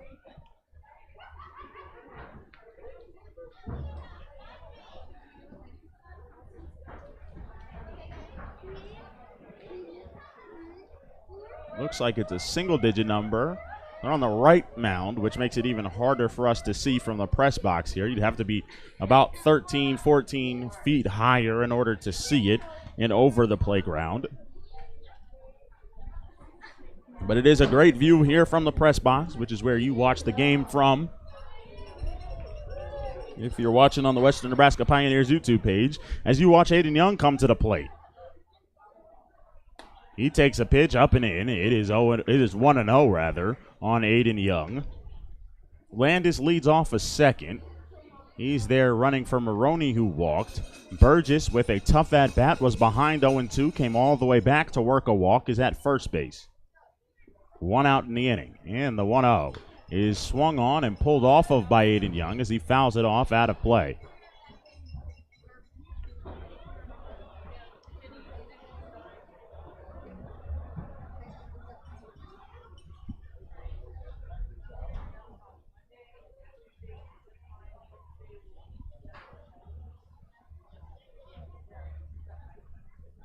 Fouled off again by Young, first base side.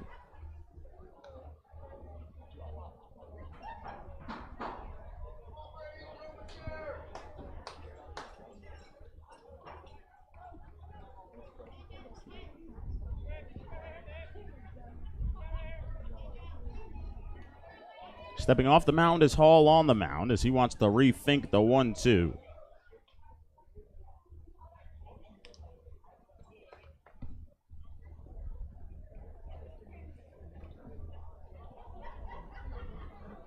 One, two, down on strikes, looking again is Aiden Young. Frustrated with that call by the home plate umpire. Of course, Aiden Young, one of the nicest kids, is just asking where the pitch was.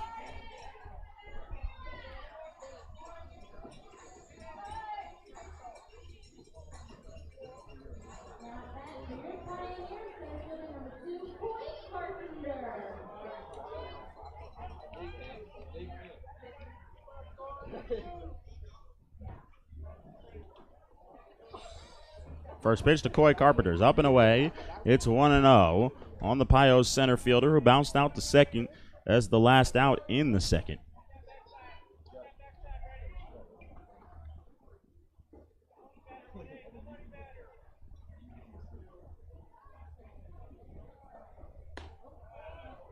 That one's in there for a strike.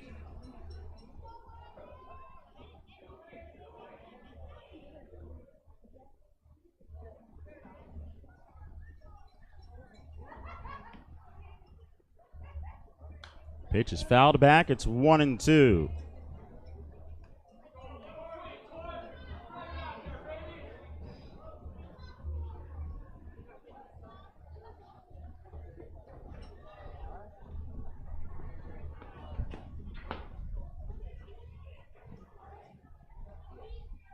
One-two count on Carpenter with 2 on here in the 4th.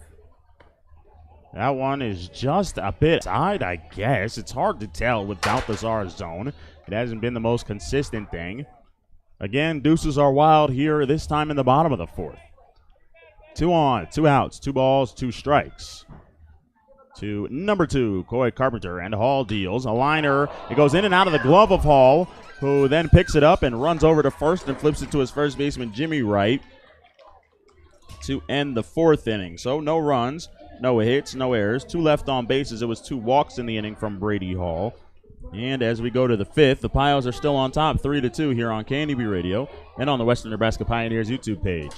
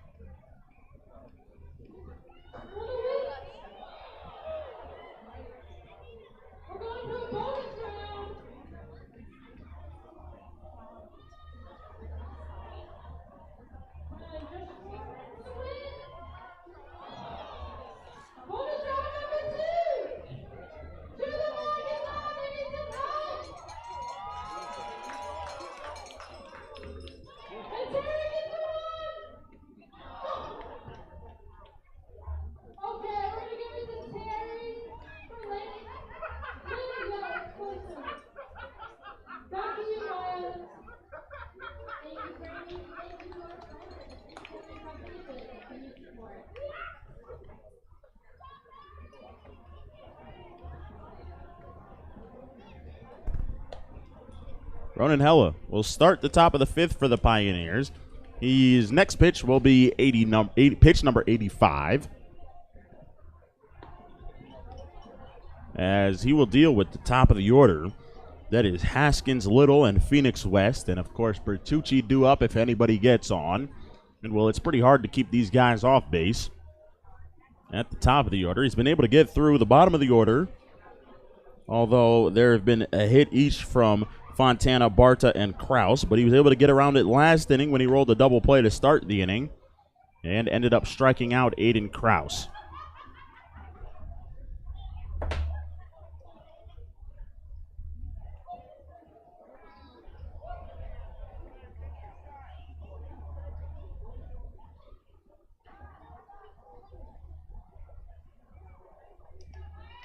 So, Haskins is in the box, and we're set as we start the 5th. We are an hour and a half into this one. Not the quickest one here, but it's been a great ball game so far. First pitch swinging is Haskins. The infielder, Hella, calls everybody off, but first baseman has priority over Hella as Hella gives him a little bit of a stare down. Ronan, you're pitching right now. The infielders take priority over you on pop-ups. As Yeager makes the play for the first out. Hella gets the ball after they toss it around from Burgess, and he'll deal his second pitch of the inning to Joey Little. A good start for Hella here in the 5th. Little has gotten on both times. He reached on an E5, and he got hit by a pitch his last time. Pitch is a check swing. They say he went around, did Little, as the ball ended up going to the backstop. So it's 0-1 on the right fielder for the Fort Collins Foxes, who will be here tomorrow night. We'll start 35 minutes later than we did tonight at our usual 6:35 for a Monday night game, the last home game of this season, as Joey Little swings through this one. Caught by Maroney. It's 0-2.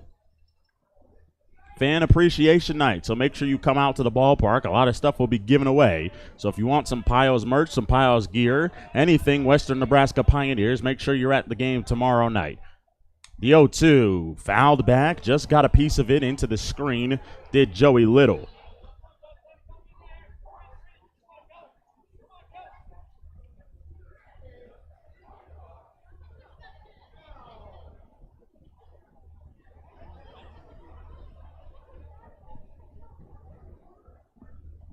Once again, it's an 0-2 to Joey Little, dropping down sidearm and getting a swing and a miss out of Joey Little.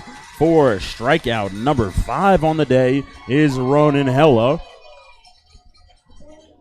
as he'll deal to Phoenix West, who's responsible for the only runs for the Foxes so far today. That was on a 2-run home run right over the Frontier sign out there in right field, as there was nothing Francisco Laya could do. That ball was hit on a rope by Phoenix West.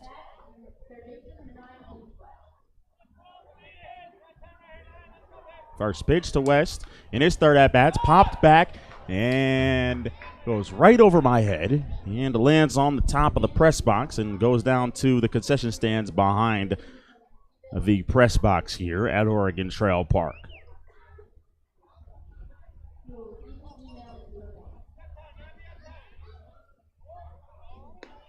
This pitch is down and away. It's 1-1.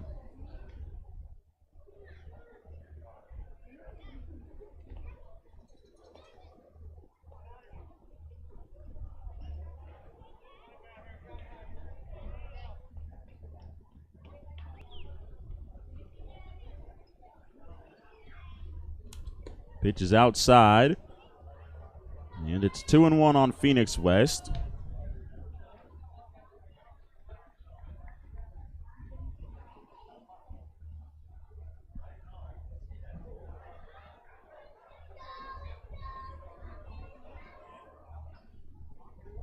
Two one, backdoored on a breaking ball, just missed.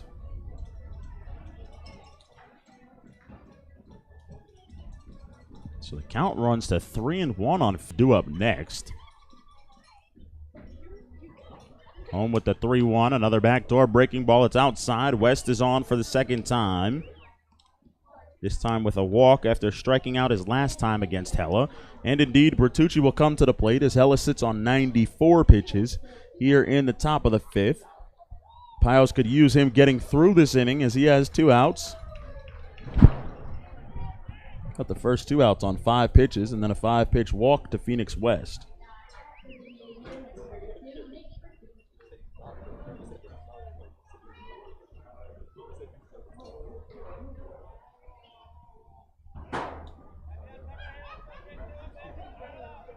Check on the runner, who's back with the dive. That's West over there at first base, whose first name is fitting to his last name.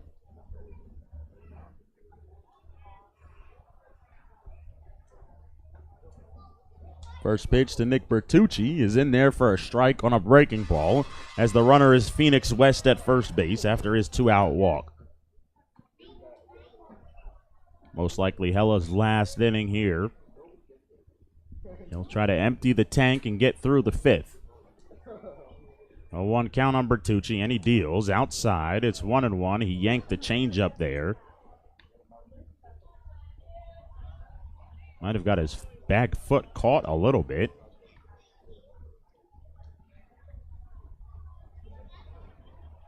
He was rubbing his cleats in the grass to the side of the mound.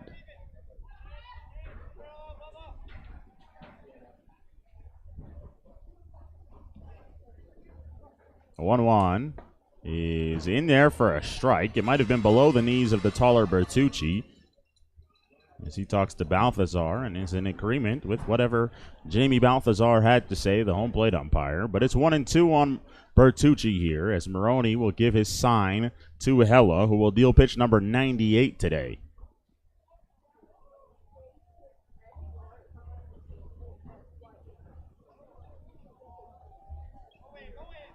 The 1-2, breaking ball, cut on and missed. Down on strikes is Bertucci. He gets him for the second time, does Hella, as there are no runs on no hits, no errors, and a runner left on base. 2 more strikeouts for the inning for Ronan Hello, who finishes indeed on 98 pitches. Most likely done for the day. But we're halfway through here at Oregon Trail Park, and the Pirates are still on top 3-2.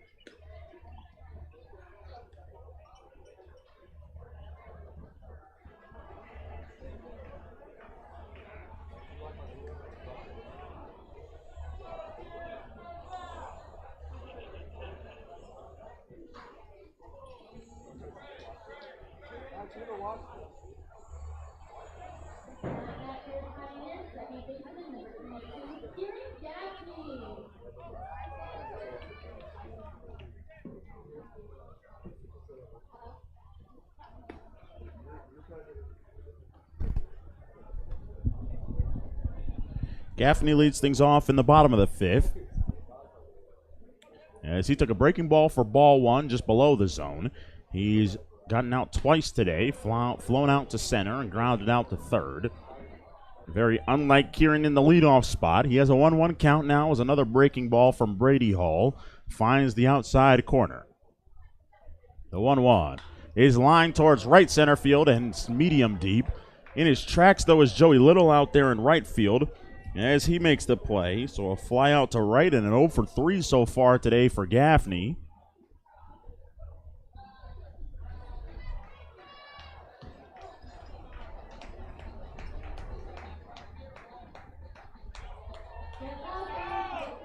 Francisco Alaya will come to the plate.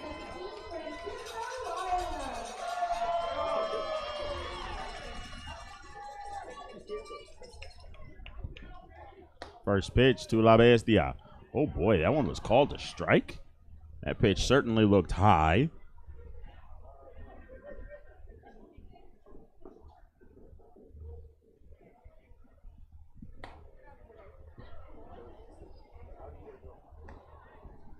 One misses, it's 1-1.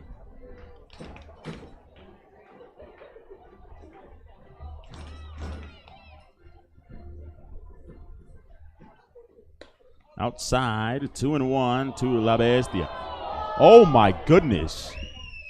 Did he just call that a strike?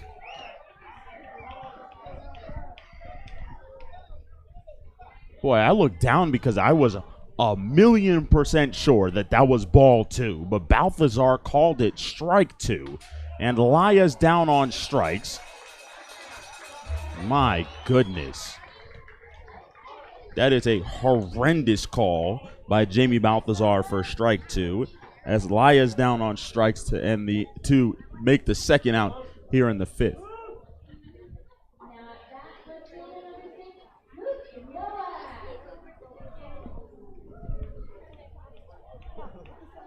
Nowak to the plate.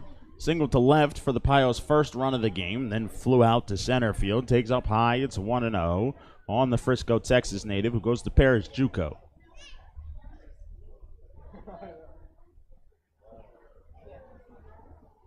Before this past week, he had been struggling for about a week and a half or so at the plate.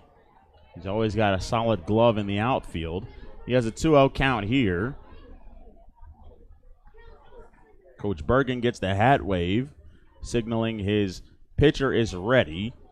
And if Nowak gets on, they'll make a pitching change, as that one's in there for a strike. It's 2-1 on Luke Nowak. That's Ethan Brown giving the hat wave down there, the left-hander, who started the game last night and pitched the 9th inning 2 days ago. Nowak swings and skies one to shallow right field. Going out is Carrillo. Going in is Little. The right fielder makes the play on the 2 opportunities he gets in the inning. And Brady Hall ends his day with a 1-2-3. No runs, no hits, no errors, and nobody left on base. At the end of 5, the Piles still have a 3-2 lead.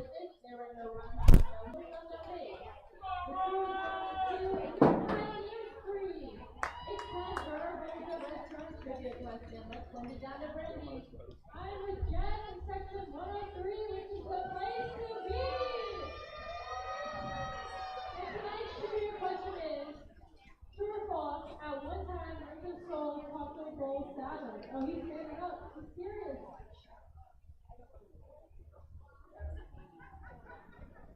I do believe it is proved. And he is correct. You are again the team Russian idiot. Back to you, Ryan. Thank you, Brandy. Thank you, Lord Friends at Bundy Restaurants for the continued support. Fans, as we close out the 2024 season, we are also looking to close out sale at the Kyle Select Truck Trailer. A wide variety of closeout merchandise items are at the shop for $10 each. Hats, shirts, hoodies, and more available while they last.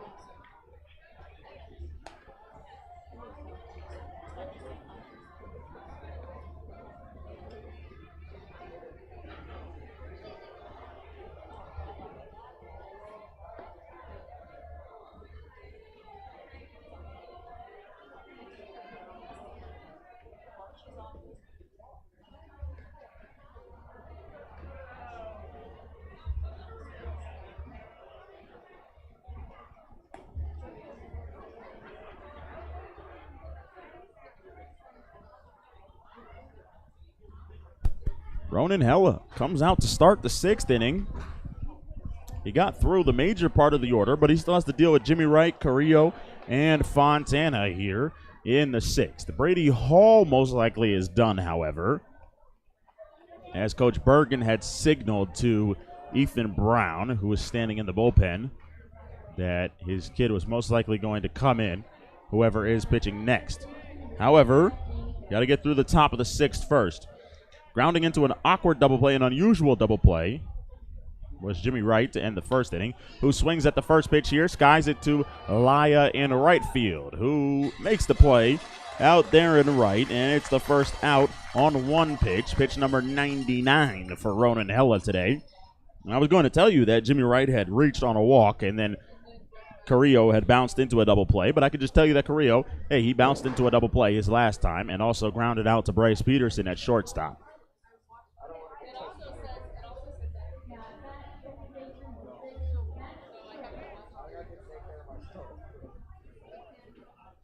First pitch to Carrillo is in there, down the middle for strike 1 from Ronan Hella.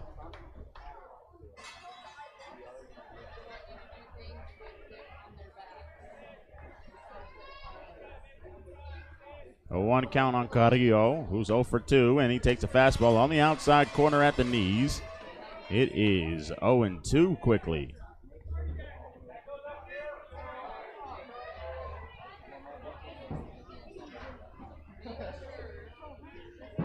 It's an 0-2 count quickly on Carrillo. Breaking ball. Wow, that's a changeup, rather, from Ronan Hella there. It looked like it was a breakthrough towards the outside part of the plate, but instead it was a changeup. Piles haven't had a hit since Laya doubled back in the 3rd. It was a hit with 2 outs in the 4th. As swing and a miss down on strikes is Carrillo. He is the 2nd out here in the 6th. That is Hella's 7th strikeout on the day. As the right-hander will try to get through the 6th and what would be a major job done, getting through an extra inning of work after already being too shy of the century mark, if he can do that. Jake Maroney might have a little bit of a problem with his right leg guard there. It's not in the same spot as his left one. Either way, the opposing catcher comes to the plate, shows bunt, and bunts it foul behind the plate. I think it went off of Balthazar as Maroney checks on him.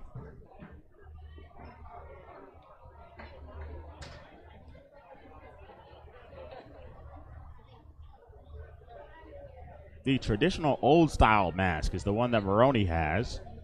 Of course, that's the one that usually when you get foul balls off the mask, they hurt your head a little bit more compared to the hockey mask that a lot of catchers wear nowadays.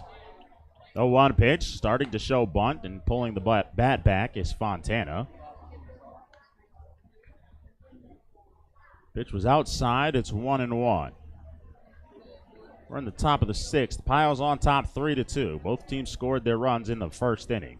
And the pitch is inside and high. Swinging at it is Fontana, popping it up over by first base. Kieran Gaffney calls off Yeager, goes behind where Yeager and makes the play. And Ronan Hella gets the Pioneers through 6 innings, as he only needs 8 pitches to get through the 6th and complete the inning at 106 pitches. As it's no runs on no hits, no errors, and nobody left on base. We're through 5.5 here at Oregon Trail Park. Pio's still on top, 3-2. You're listening to Pioneers Baseball on KNDB Radio and on the Western Nebraska Pioneers YouTube page.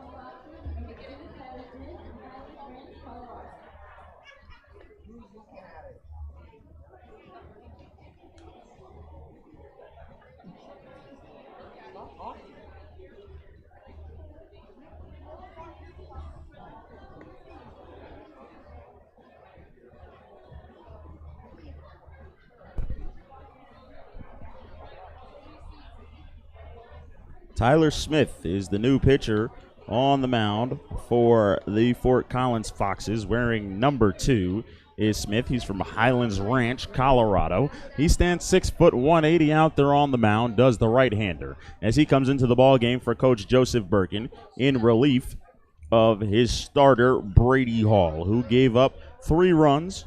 They were all earned, as he only walked 2 batters in his 5 innings, in which he gave up 5 hits, and that included 4 strikeouts for Brady Hall,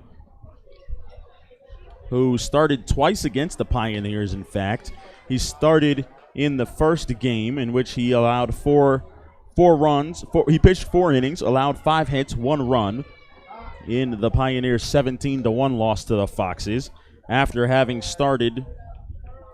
pitched in relief days before, back on the 31st. 2 innings, 4 hits, 2 runs, 1 earned, 2 walks, and 3 strikeouts. He struck out more than he did the first time and the second time, because he didn't strike out here back at Fort Collins City Park. And Jackson Yeager is the first batter for Tyler Smith to face. Of course, Yeager has the 2-run home run, and that's the difference in this one right now. Pitch is up and out of the zone from Tyler Smith, and it's 1-0.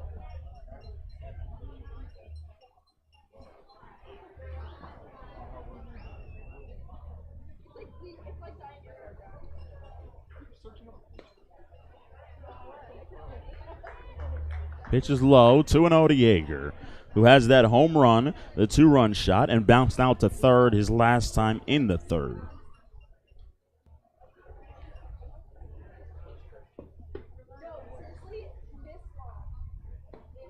Three and 0 on Yeager.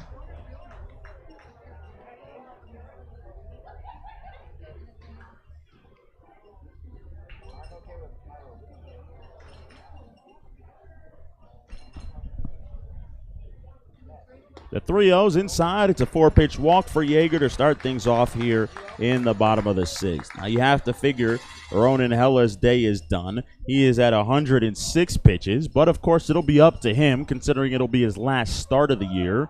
And we'll see if he starts at UCCS, or pitches at all, I should say, rather, as he will be joined by a new teammate in Bryce Peterson, who is at the plate here with Yeager on first and nobody out in the bottom of the sixth. First pitch is a strike, a throw behind to Yeager. Again, awkward dives for these guys as the dirt is a little bit sticky, I guess you could say. So it's hard for people to dive and slide back head first.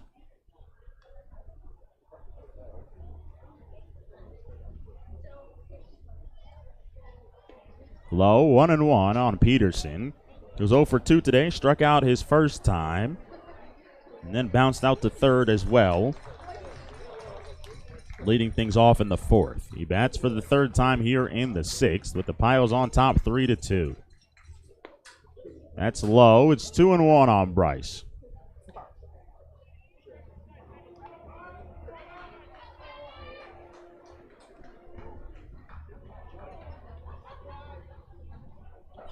Two-one count on Bryce Peterson from Brighton, Colorado, where he was a Bulldog at Brighton High School, and he takes a strike at the knees from Tyler Smith, whose velocity is a lot different from Brady Hall's.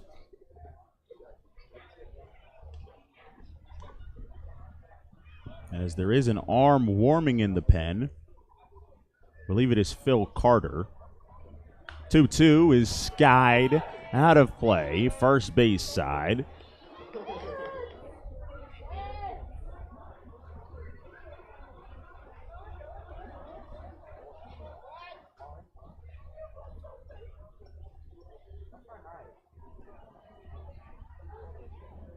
Yeager with the short lead off of first. The 2-2 is outside. Boy, Peterson started his swing, held up when he realized it was moving off the plate.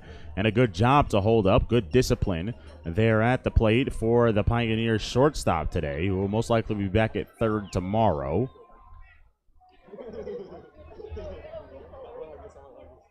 It'll be a payoff pitch. Yeager stays put. It's inside and drills him in the back. That's a hit by pitch for Tyler Smith on the mound and Peterson at the plate. Back-to-back walk to sixth.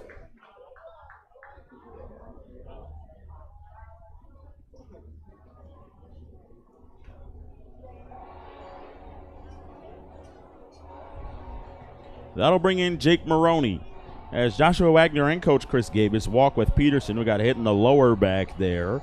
That's one of the more uncomfortable positions, or spots in your back to get hit, as Max Carrillo is talking with Tyler Smith, trying to calm his pitcher down. As Smith has been given the task of keeping the Foxes in this game, as it's 3-2 here in the bottom of the sixth with nobody out. So we'll see what Coach Sharkey decides to do. Of course, Jake Maroney has been swinging a hot bat at the plate, and he certainly is not slow,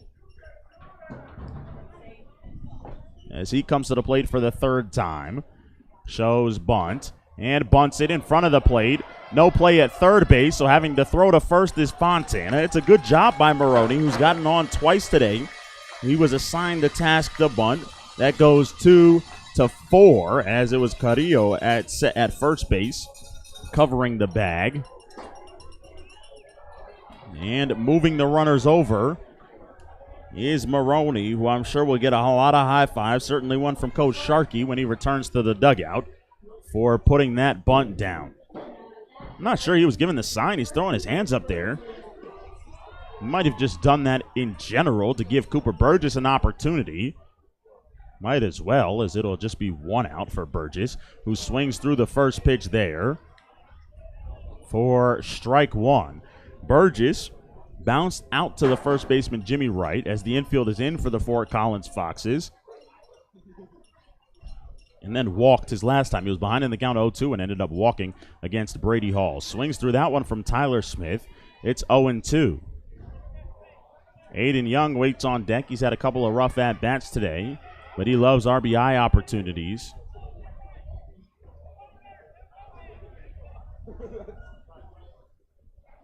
The 0-2 to Berg.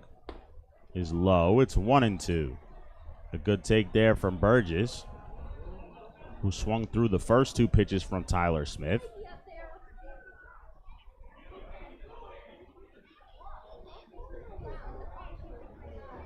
The 1-2.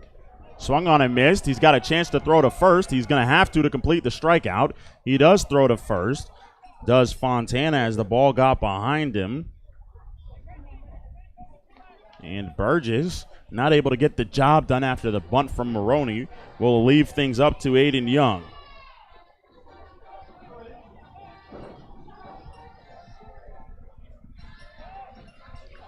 The good thing for Young is that the slider breaking ball from Tyler Smith is not nearly as sharp as Brady Hall's, which is what's given him trouble so far today.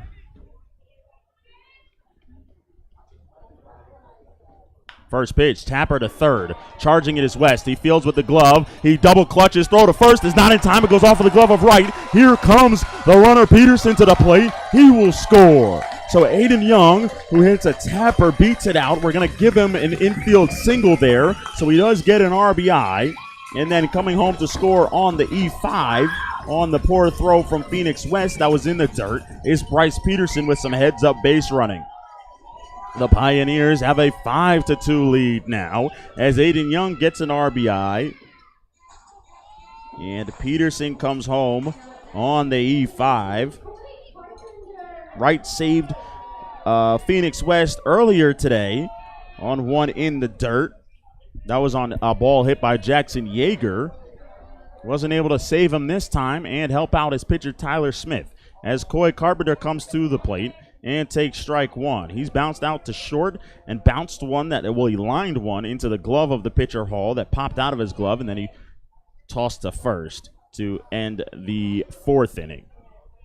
Pitch misses. It's 1-1 on Coy here with Aiden Young on first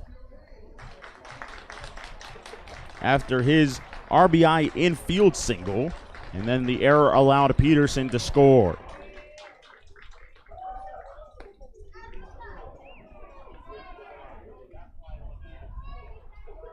Pitch misses off the plate. 1-2 rather, excuse me. I guess he called that a strike. It certainly looked off the plate to Carpenter. 1-2 with Young off of first here in the bottom of the sixth. And the 1-2 is inside. Almost hit Coy in the hand there. A dangerous, precarious position for the hands on pitches that are up and in.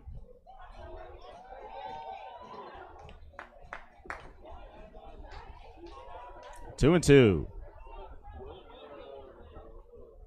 That one is in there for strike three as it drops in the zone, according to Balthazar. But the Pios get 2 runs as they get 1 hit in the inning. 1 huge error allows an extra runner to score, and 1 runner left on base. At the end of 6, your Pios lead it 5-2.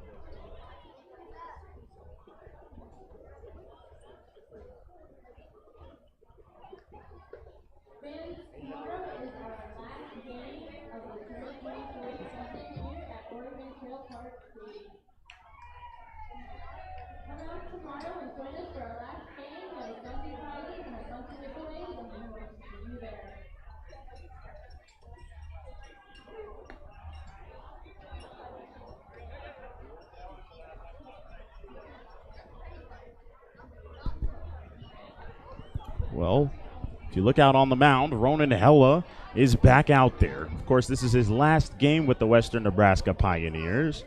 He has family matters to attend to, and, well, his arm is feeling good enough to be able to go here to at least start the 7th, and he got some help from his offense that got 2 runs in the inning, as he is back out there to start the 7th in what will be a big inning, as it's 8-9-1 for the Fort Collins Foxes. So it's Barta, Kraus, and Larry Haskins, who between the 3 of them are 2 for 7 on the day. Ella's first pitch to Barta is fouled off of the foot of Barta as it rolls in fair territory. Ella tags him out, hoping that the umpire didn't see it. Of course, with the dirt that we have today, it's possible that the ball could take an awkward bounce in the dirt and roll fair.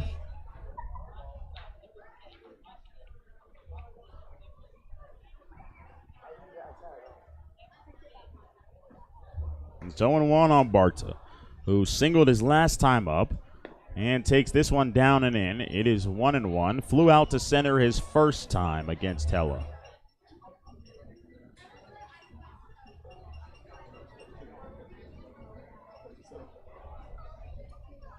1-1. Breaking ball skied in the infield, and it's going out to the outfield now as Carpenter is called off by his center fielder, Laya is called off by his center fielder, Carpenter, who takes priority on the play and makes the play as Hella gets the first out here in the 7th.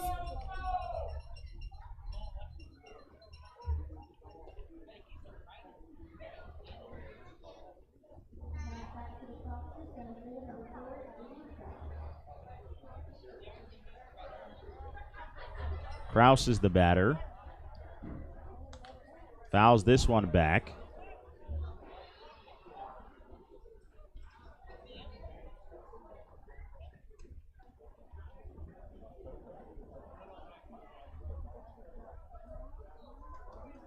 And pokes this one towards right. It's going a little foggy and cloudy here. Laya moves in, makes the play for the second out. And Hella, who's got all ones on his pitch count, 111 pitches on the day.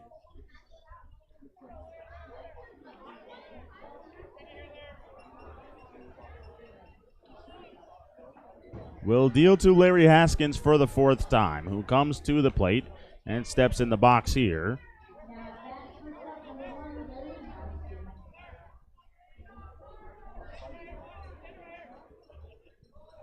And deals the first pitch to Larry. Inside corner for strike 1.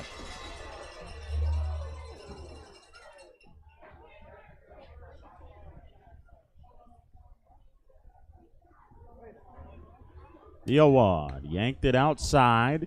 It's 1-1 on Larry Haskins. Haskins, 2 strikeouts, popped out to Hella, as that one's in there for a strike.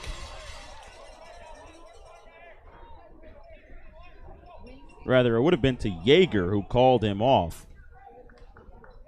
I wrote down 1, a P1.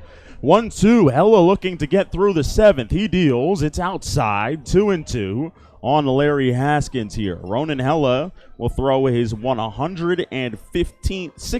pitch on his next pitch here. And he deals inside on Haskins. Almost got a piece of the shortstop.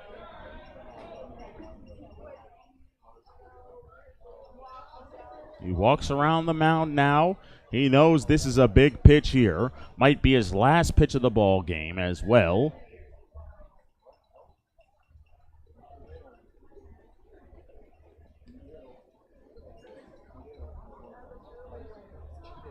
And the payoff is outside off the glove of Maroney. It's a walk for Haskins from Hella with 2 outs here in the 7th.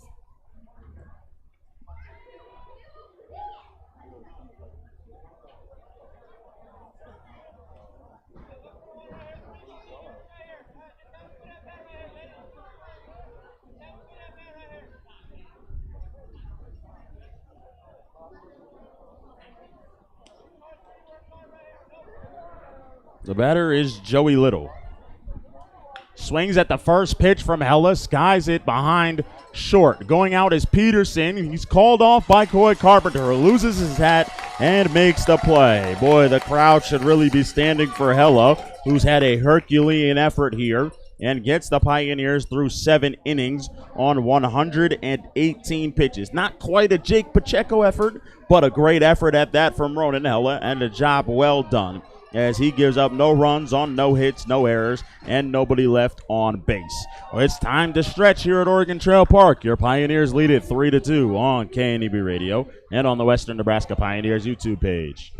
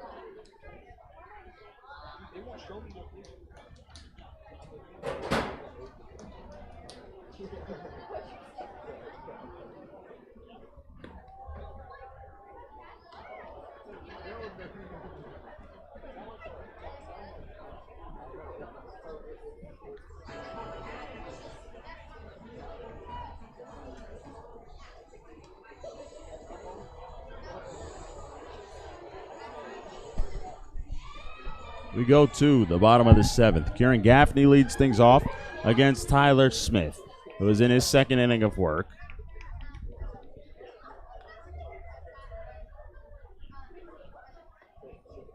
And for the Pios, it's ball 1.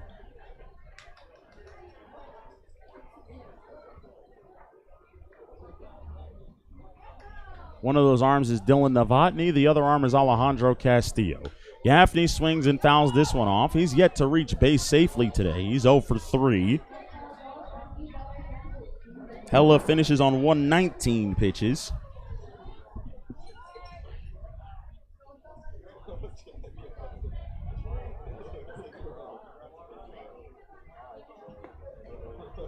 As that one is low. Trying to see if it's raining just a little bit here. Seems a little bit cloudy just looking from the press box, but in fact there are no dark clouds above us. 2-1 to Gaff. He's skied to right. Going over towards the line is Little. He's not going to get there as it lands foul. He went down into a slide, although he was still about 5 or 6 feet away from that one, even after sliding on the wet grass.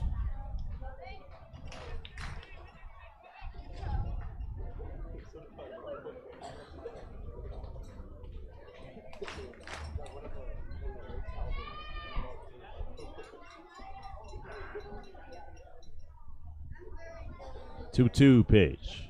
Swing, ground ball to the left side. Going to the left is West. He dives. It goes off of his glove and goes behind Larry Haskins into left field. Gaffney on with a hit.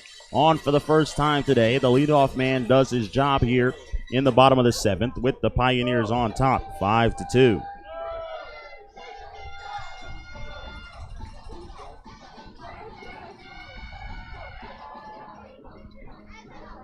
La Bestia to the plate here in the bottom of the 7th. Laya will bat for the 4th time as well. He's got 2 hits, a single and a double off of Brady Hall, as well as a strikeout. He faces the right-hander Smith for the first time, with Gaffney on first. Outside, 1-0.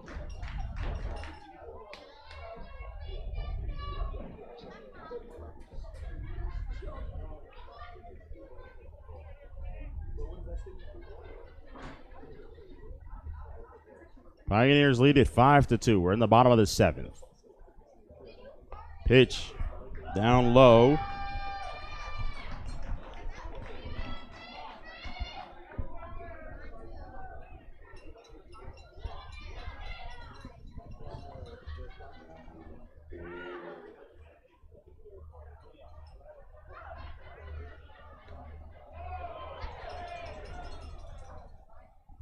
Three and 0.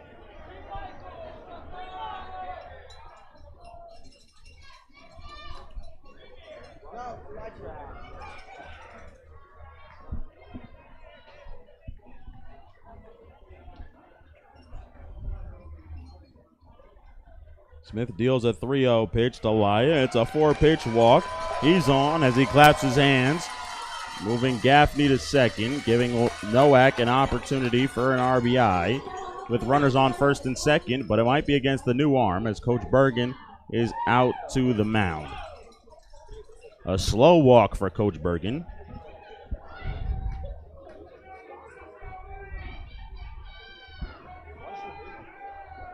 Fans loving Cisco. Being on for the 3rd time today is the half-price hero, meaning they can get 2 for 1 on. Bergen takes the ball from his right-hander, and he'll bring in a left-hander here. We'll come back when the left-hander is done with his warm-up pitches. Pioneers have runners on first and second with nobody out. They lead 5-2 here in the bottom of the 7th.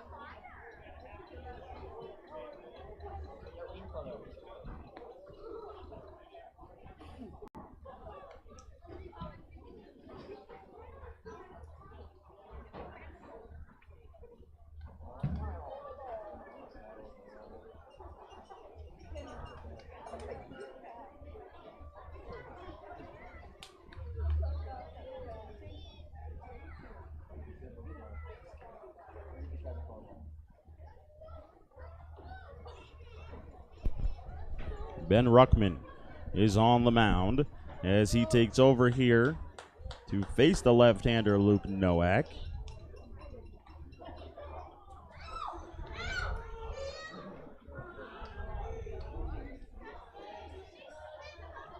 Runners on first and second for Ruckman, who takes over.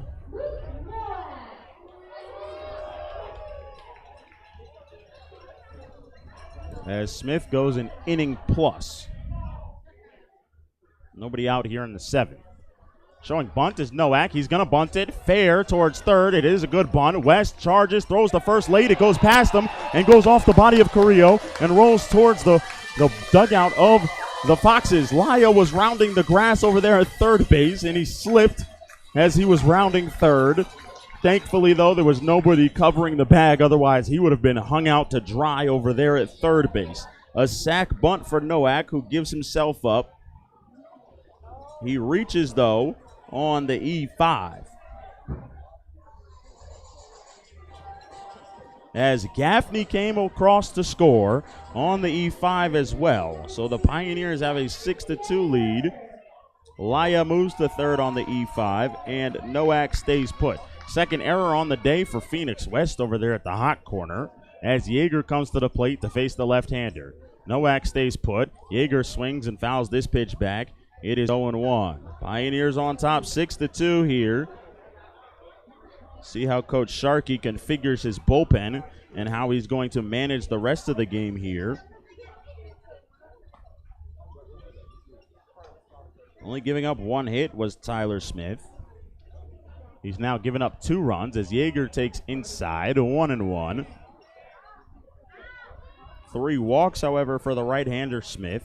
He did strike out 2 batters, and his runs are to be decided as he's responsible for Laya, which would be his 3rd run given up, as it is 6-2. Laya, Nowak goes. The pitch is high. The fake throw by Fontana, and in there with the free stolen base is Luke Nowak.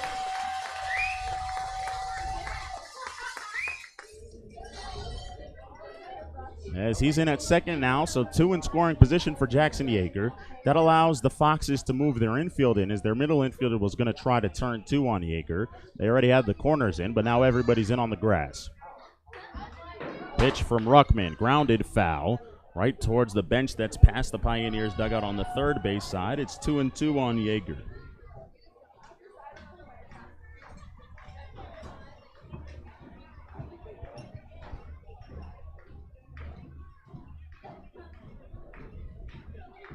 A 2-2 pitch from Ruckman, the lefty to Yeager. Outside, and he swung and missed at it on a pitch off the plate. He's down on strikes for the first out. That's only 1, though. So the infield will stay in with Bryce Peterson at the plate. Peterson was hit by a pitch his last time on what was going to be ball 4. As he comes to the plate here, 0 for 2 outside of the hit by pitch. He takes low, 1-0.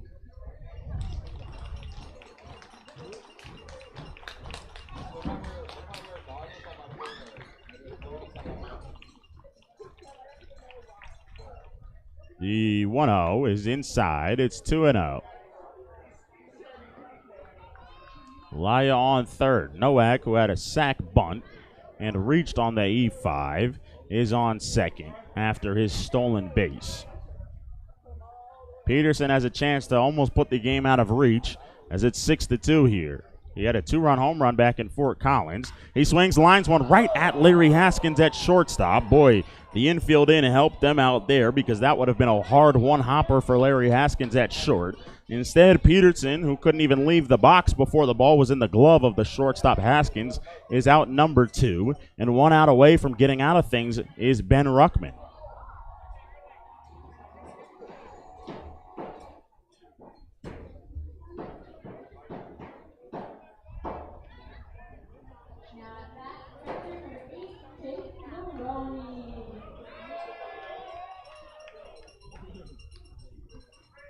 First pitch to Jake. On the outside corner. Oh, my goodness. I don't know where that could be or where that could miss. It seems low, I guess, to the home plate umpire.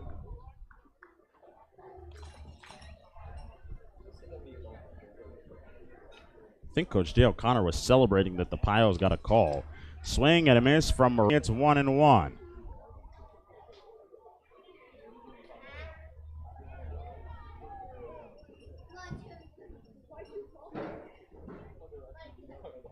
Pios have got 1 in the inning, but they're looking for more of a 2 in scoring position.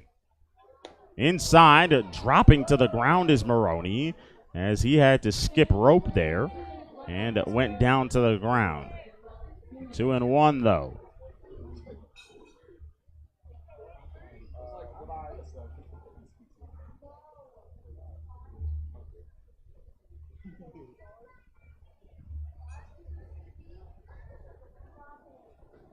The catcher swings at a 2-1 pitch, pops it foul, out of play, as it lands just by the big shed over there where the playground is, as well as one of the entrances to the ballpark here at Oregon Trail Park. He has a 2-2 count with 2 on and 2 out. Although it would be a disastrous end to the inning for the Pioneers, who have had runners on second and third with nobody out, a strikeout, and now a line out, and a 2-2 pitch is in there for strike 3, the second strikeout for Ruckman, who comes in and does a job getting Tyler Smith out of trouble and the Fort Collins Foxes. End of the 7th. Pios get 1 run on 1 hit, 1 error in the inning, and 2 left on base. At the end of 7, they lead this one 6-2.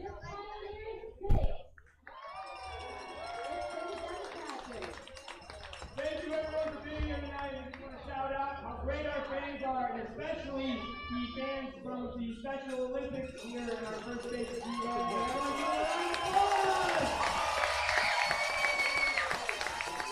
And my final game by the Philadelphia, let's go Pioneers!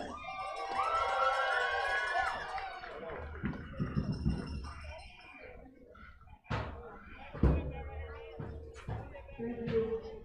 Back to you, Ryan. Fans are turning out like tournaments.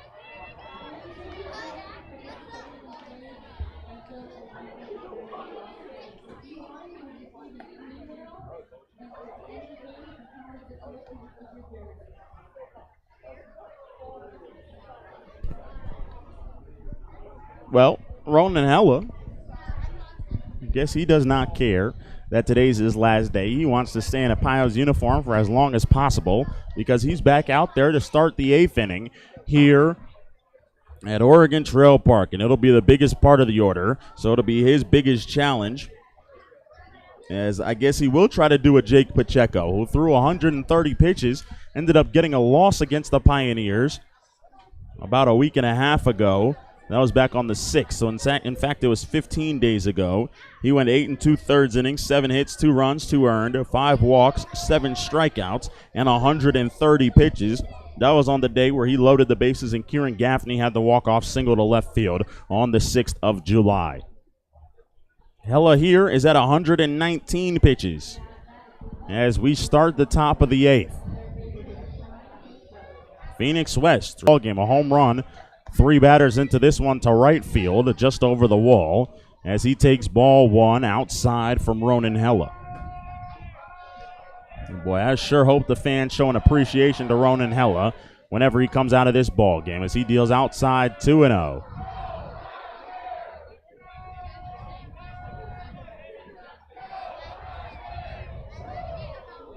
The 2-0 pitch to the left-handed swinging Phoenix West is in there on the inside corner from Hella for a strike. 2-1 here on West. And the 2-1 is in there on the inside corner, a breaking ball for strike 2. Outside of the 2-run shot, it was a walk and a strikeout for West, who now has a 2-2 count. So potentially one of those other outcomes in his other at-bats could happen here. The 2-2 is another breaking ball. It's bounced foul. First base side, where it's fielded by the Foxes' first base coach. Quite an easy play for him over there.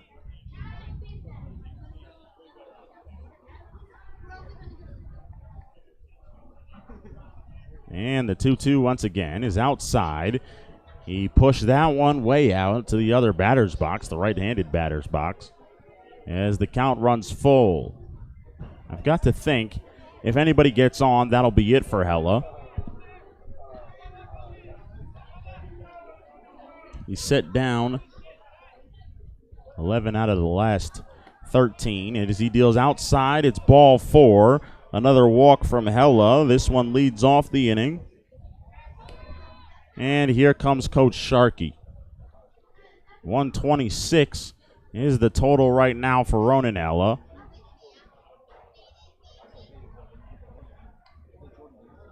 And Sharkey indeed is going to take the ball from him. He's probably going to thank him for the job he did as he gives him a little bit of dap out there on the mound. Hella gives some dap to his teammates as well, as he does indeed get a loud cheer from the fans here at Oregon Trail Park for the job he did today. 126 pitches for Ronan Hella. He goes 7+, and he leaves the game with a runner on first as he'll hand the ball to Dylan Novotny, who will be in as he will get set to throw his warm-up pitches after the break.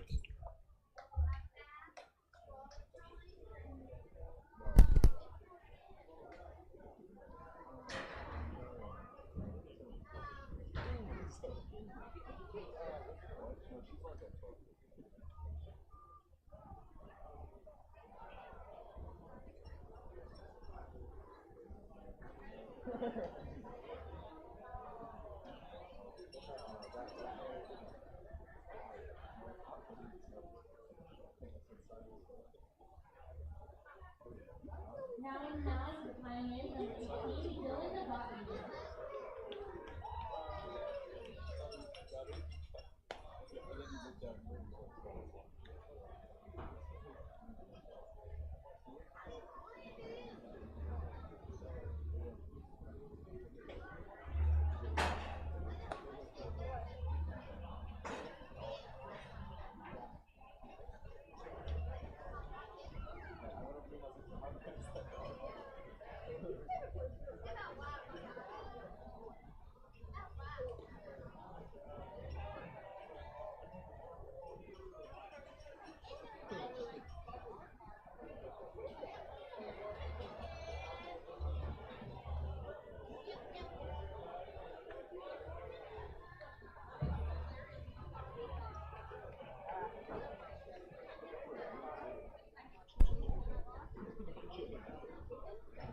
Dylan Novotny takes over for Ronan Hella here in the top of the eighth. Novotny, who pitched a couple days ago as well, was a starter in that one. He comes in relief here as he pitched on the 17th, so he's pitching on rest in which he threw 84 pitches. But he's going to give it a go here. 6 innings, 6 hits, 4 runs, 4 earned. No walks, a key for Dylan Novotny. 4 strikeouts as well, as the Pioneers won that one 14-7 over the Dodge City A's, a day in which they doubled up the team from Kansas. The first batter Novotny will deal with, it's not going to be an easy test. It's 16 home runs on the season, Nick Bertucci. Thankfully, though, he has a 4-run lead as he starts things here with a runner on first.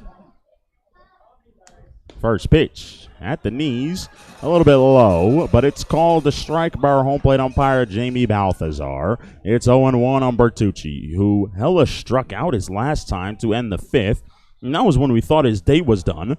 That was the first time we thought his day was done, when he was at 98 pitches. Novotny will deal an 0-1. Up high with the slider, and we thought Hella's day was done again after a 7-pitch 6th inning. Finished him with 106 pitches. And for the third time that day, today, we thought Hella was done at 119 pitches last inning in the 7th. But no, he came out here for the 8th, threw a 7-pitch at-bat, and walked Phoenix West. Hella sees Novotny now from the dugout is Ronan Hella. Deal up high, it's 2-1.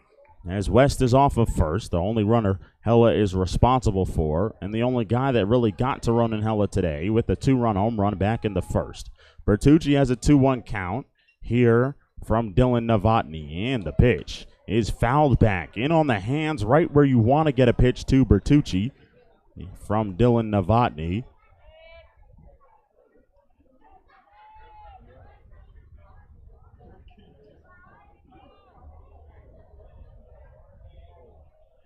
It'll be a 2-2 pitch with West off first. Novotny deals. A breaking ball cut on and missed. Down on strikes is Bertucci. A rough day for him here at Oregon Trail Park. A fly out, 2 strikeouts, and a weak single to center field. Jimmy Wright will come to the plate. He bounced into that double play in which Bertucci was caught up between second and third. He walked, did right, and he flew out to Laya in right.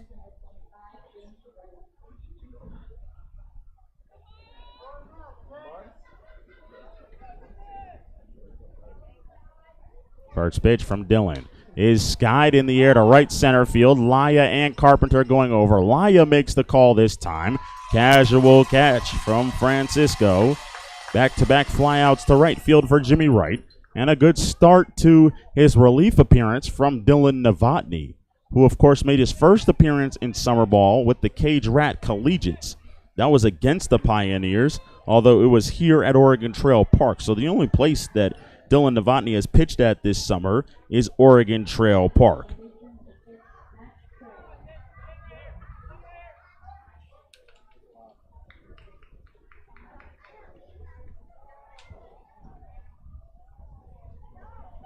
That was a game in which Novotny walked 4. He found his control in his next start by not walking anybody when he pitched for the Pioneers just 4 days ago. That other start was on July the 9th. He also went 6 innings in that one. As he deals outside 1-0 to Max Carrillo here with 2-8. The Pioneers have a 6-2 lead here at Oregon Trail Park. Jeffrey Nelson here with you on KNEB Radio and on the Western Nebraska Pioneers YouTube page. 2 runs on 5 hits, 2 errors defensively for the Foxes. 6 runs on 8 hits and 1 error back in the first inning as they've played clean baseball since then for the Pioneers. The 1-0 to Carrillo is on the outside corner for strike 1. It's 1-1 to the second baseman, who is 0 for 3 today. Bounced into a double play, a 4-6-3 back in the 4th. Bounced out to Bryce Peterson in the 2nd, and he struck out against Hella in the 6th. The 1-1 is tapped foul, wide of third as it rolls to the Pioneers dugout, just past the edge of the grass and onto the dirt there. As J.J. Fontana awaits his potential turn to bat here in the 8th inning. Although if you're Novotny, you would love to face Fontana next inning. Came on with West on first. He hasn't let him move anywhere as he deals a pitch in the dirt. A good stop by Maroney behind the plate. 2-2 here in the top of the 8th inning with 2 outs.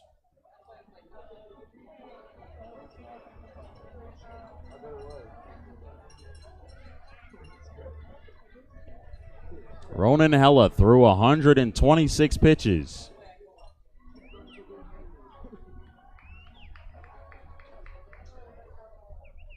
Novotny is in relief of him here, looking for the last out in the 8th. A grounder towards short. Peterson charges. Fields throws on the run. It's high. A great awareness play from Max Carrillo, who went down to the ground and put his hand on the base as he somersaulted and rolled past first base as it pulled Jackson Yeager off the bag. Did the throw from Bryce Peterson. They're going to give Bryce an error for the throw that pulled Yeager off the bag. So the inning continues. And a heck of a play by Max Carrillo to see that Yeager was coming off the bag, and quite a reaction to go down to the ground and to reach for the bag as he rolled. Kind of like you would when you stop, drop, and roll in the case of a fire. Burgess is in on the grass, not sure why, with 2 outs, but it's strike 1 from Novotny. Fontana did show bunt at one point when he popped out to Kieran Gaffney last inning back in the 6th. But not sure why he would bunt here, down by 4 with 2 outs in the 8th. This pitch looked like it caught the outside corner, but it's 1-1 on a backdoor slider from Dylan Novotny. Hella responsible for the runner at second. The runner at first, Carrillo, is Novotny's. The 1-1, a breaking ball, lined foul, wide of Cooper Burgess and Coach Bergen, who was in the third base coach's box. Inherited runners is one of the most important numbers for a relief pitcher. That means how many runners are on base when you come into the ball game. Right now, it's 1 inherited runner for Dylan Novotny, and he hopes to keep him from scoring. It's how you measure how impressive pitchers are in terms of relief pitchers for the most part, outside of their ERA, which typically is going to be low or extremely high. You're never really going to have a 3-point, 4-point, whatever kind of ERA for relief pitchers, given how many innings that they pitch. It'll be a 1-2 to Fontana with 2 outs in the top of the 8th. Novotny kicks and deals. This pitch is skied in the air to left center. Coming on is Carpenter. He makes the play as he goes down to the ground, and Novotny gets out of the inning. A nice play by Coy Carpenter, who will be due up third in the bottom of the 8th for the Pioneers. Novotny gets the job done for Ronan Hella, needing 15 pitches to get through that inning, as it is no runs on no hits, 1 error, and 2 left on base for the Fort Collins Foxes. The Pioneers lead it 6-2 here on KNEB Radio and on the Western Nebraska Pioneers YouTube page.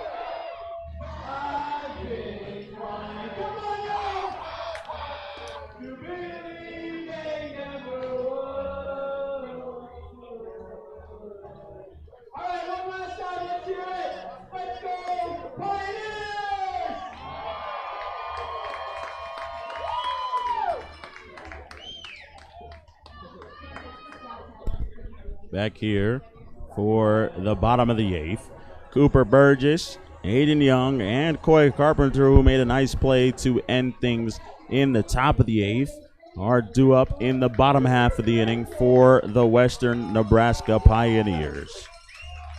They lead it 6-2. Left on left for Burgess. Ruckman deals a slider that doesn't bite up and into Burgess. It is 1-0 on the third baseman, who so far today has bounced out once and struck out once. He also reached on a walk. 1-0 is low. It's 2-0. Novotny will most likely go back out there for the top of the 9th, with it being a 6-2 ball game. He only threw 15 pitches.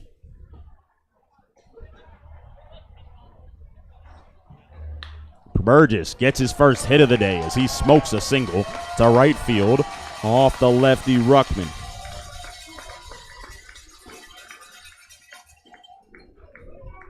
Got a pitch down in the zone, and Burgess loves pitches down in the zone and did something with it, singling to right field to lead things off here in the bottom of the 8th.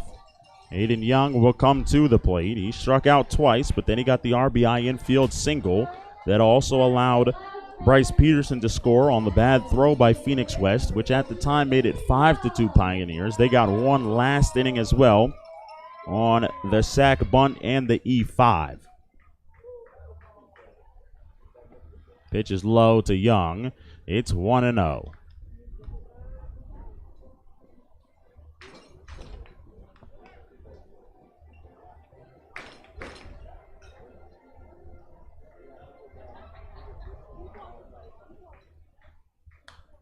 Pitch is fouled back, out of play by Aiden. 1-1 count on the Pios designated hitter, who bats 8th today in the order, as the 9-hole hitter Carpenter waits on deck. Another left-on-left matchup.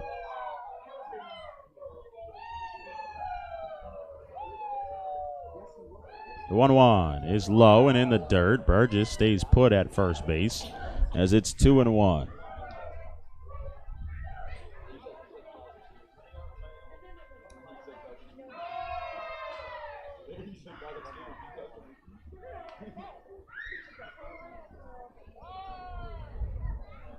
Two-on pitch to Aiden Young is cut on and missed. As it pops out of the glove of Fontana, it's 2-2.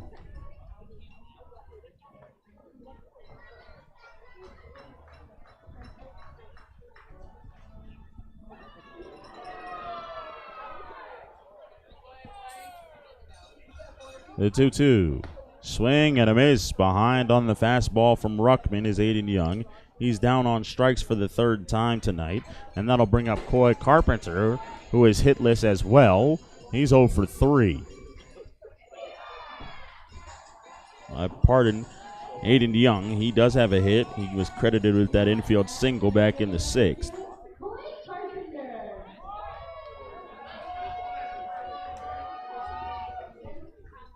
Lefty deals to the left-handed hitting Coy Carpenter. A slider outside, 1-0.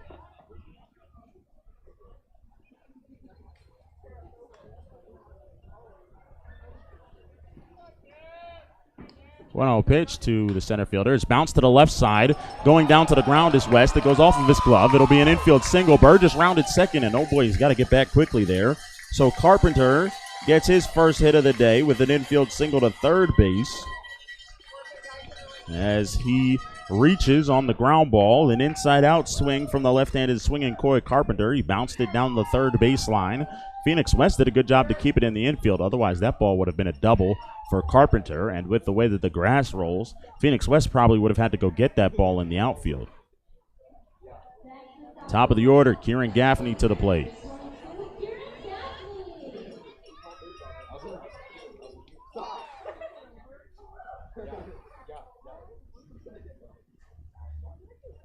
Pitch is low to Gaff, who got his first hit of the day last time. He singled to left, came around to score the Pios' run last inning.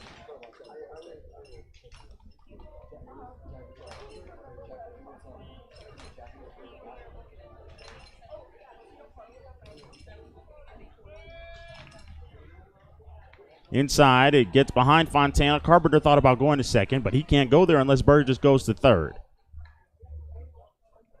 I'm sure if Carpenter was at second, he would have gone to third. Burgess doesn't want to make the second out at third base. Smartly stays put at second. Also gives Gaffney an opportunity, and unless there's a double play, you give Laya an opportunity as well.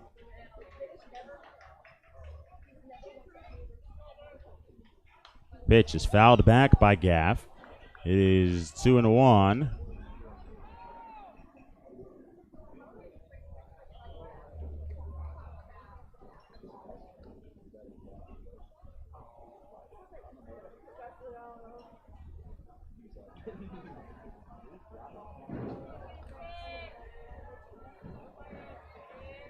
And the 2-1 is a two-seamer that runs back inside on Gaffney and catches a corner of the inside part of the plate. It's 2-2 with one out here in the bottom of the 8th. The Pioneers are on top, 6-2. Burgess off of second, Carpenter off of first.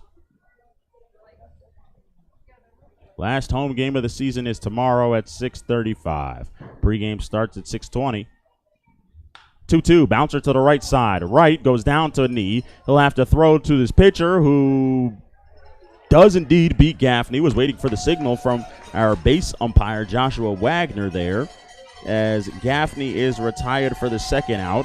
Both runners, however, move up to third and second base, respectively. That's Burgess and Carpenter.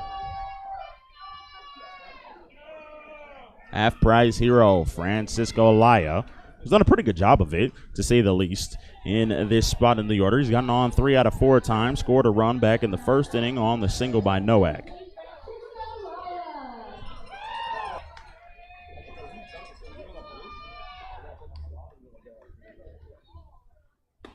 First pitch, two-seam fastball, runs in there for a strike on Laya.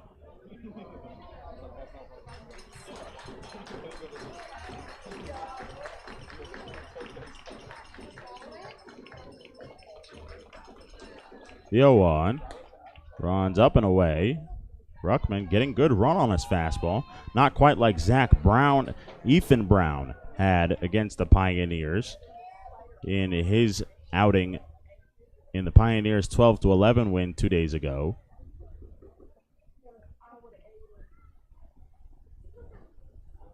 1-1. Missed inside on Laya. It's 2-1 on the right fielder. A single, a double, a 4-pitch walk, and a strikeout on the day.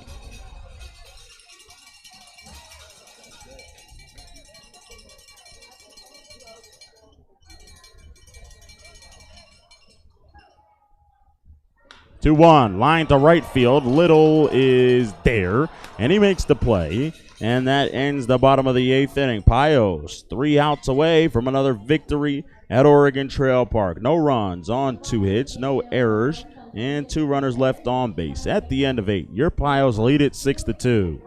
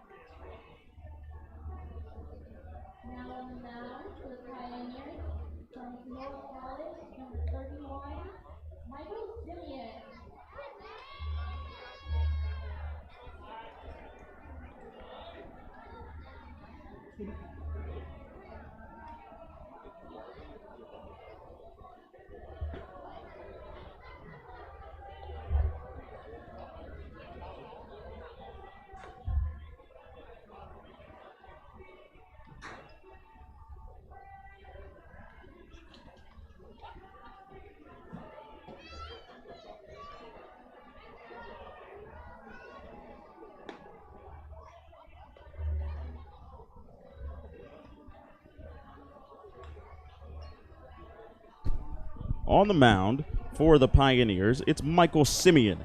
Simeon is going to test things out after rolling his ankle here at Oregon Trail Park in that exhibition game.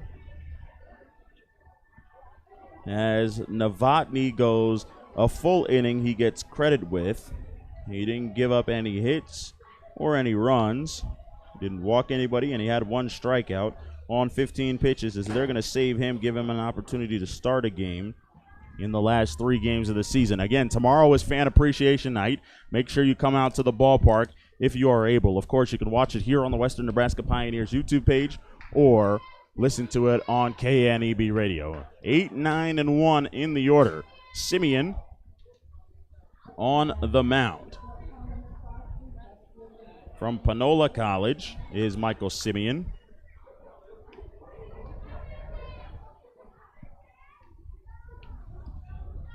Is low, 1-0. He's been testing that ankle out. He threw a bullpen yesterday.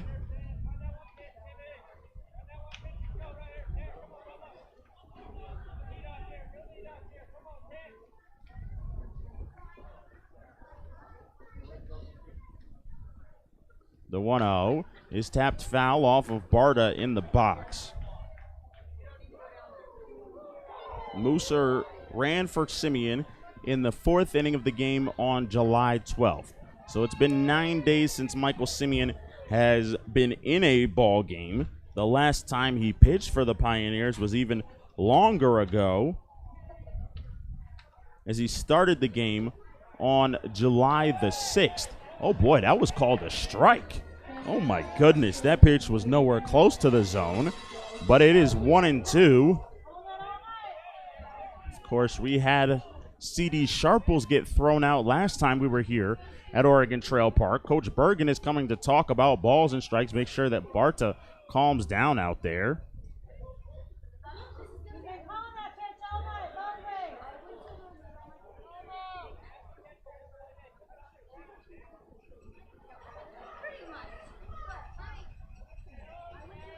Simeon from Scott, Louisiana, and Panola College, where he is a pony, as they are called. As I said, the last time he pitched was over 2 weeks ago.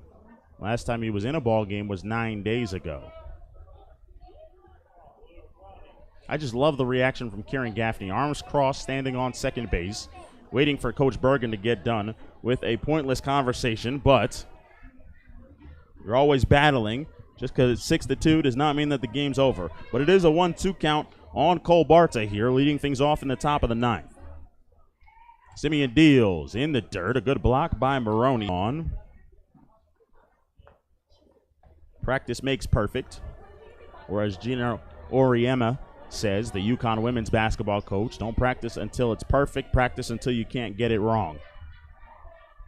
The 2-2 is lined towards the third. Peterson goes to a dive. He goes half up and throws the first. It's not in time. He tried to go to one knee to get Cole Barta at first base as he went into a dive in the hole between third and short. It's an infield single for Cole Barta. A great effort by Peterson out there. Barta reaches.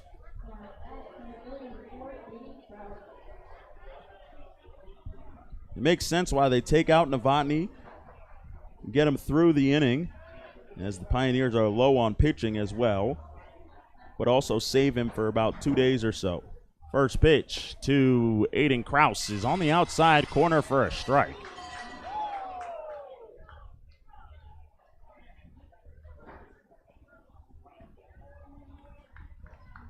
The Pioneers, who ended the Fox's 8-game winning streak 2 days ago, as Simeon deals in the dirt.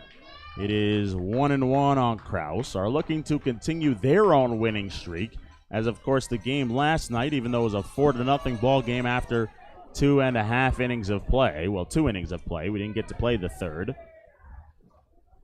Means that their winning streak is still alive. The 1-1 is in the dirt, a good scoop by Maroney.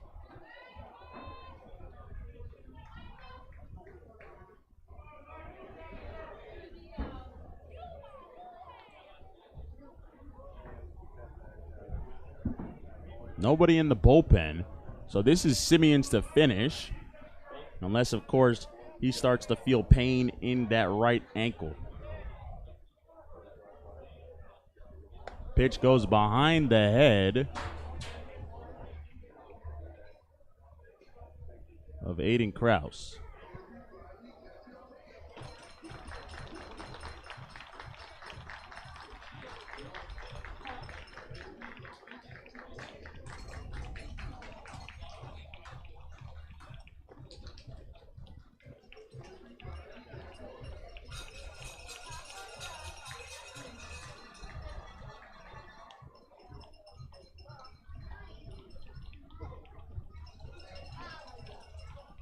Three-one count on Krause. A runner already on first base.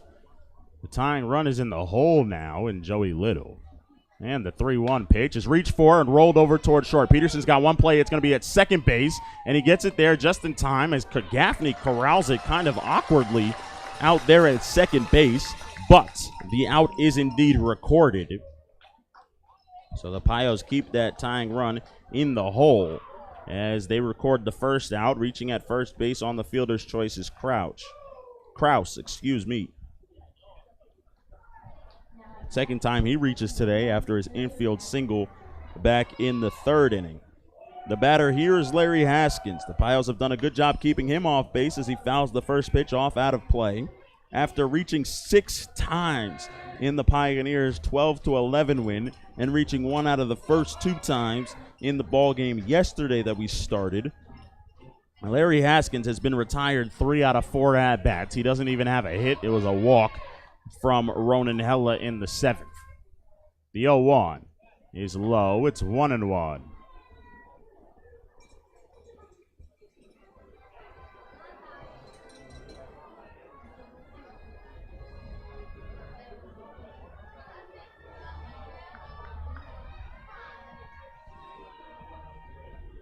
It'll be a 1-1 pitch. One out in the ninth. Slider away from Simeon. It's 2-1 on Haskins here. Would love for Simeon to get the next two guys, not have to face Phoenix West at all.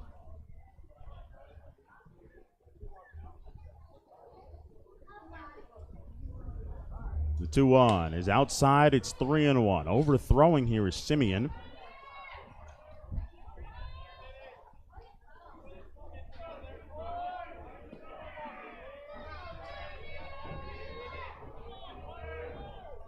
Just needs strikes, does Michael on the mound. He gets a pitch that's hit in the air to center field. Carpenter started in. He had to freeze for a second as that ball started carrying on him, and he makes the play for the second out. So Joey Little comes to the plate. And, well, this is a big batter in this ball game as the Foxes are down to their final out tonight, and the Pios are one strike and one out away, rather.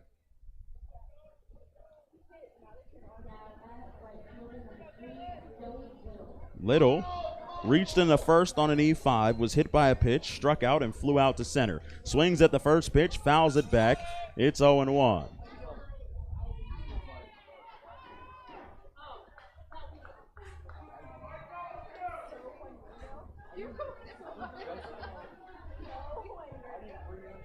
The right fielder swings through a slider from Michael Simeon here. It's 0-2. Down to their final strike tonight. I know the scoreboard says 1-1, but I promise you it's 0-2. One strike away. Grounder to short. Peterson has the short way. He flips it to Gaffney, and that's your ball game. Pioneers are winners once again in the month of July. Make it a baker's dozen. 13 in a row as they get a 6-2 win here in Oregon Trail Park and Gering, Nebraska. Michael Simeon closes out the ball game and gets things done for the Pioneers on 18 pitches. He gets through the inning as we are done at 3 hours on the dot here at Oregon Trail Park. We'll come back and start a Runs the Postgame show that will make it quick as the Pioneers will get set to play another game tomorrow at 6:35.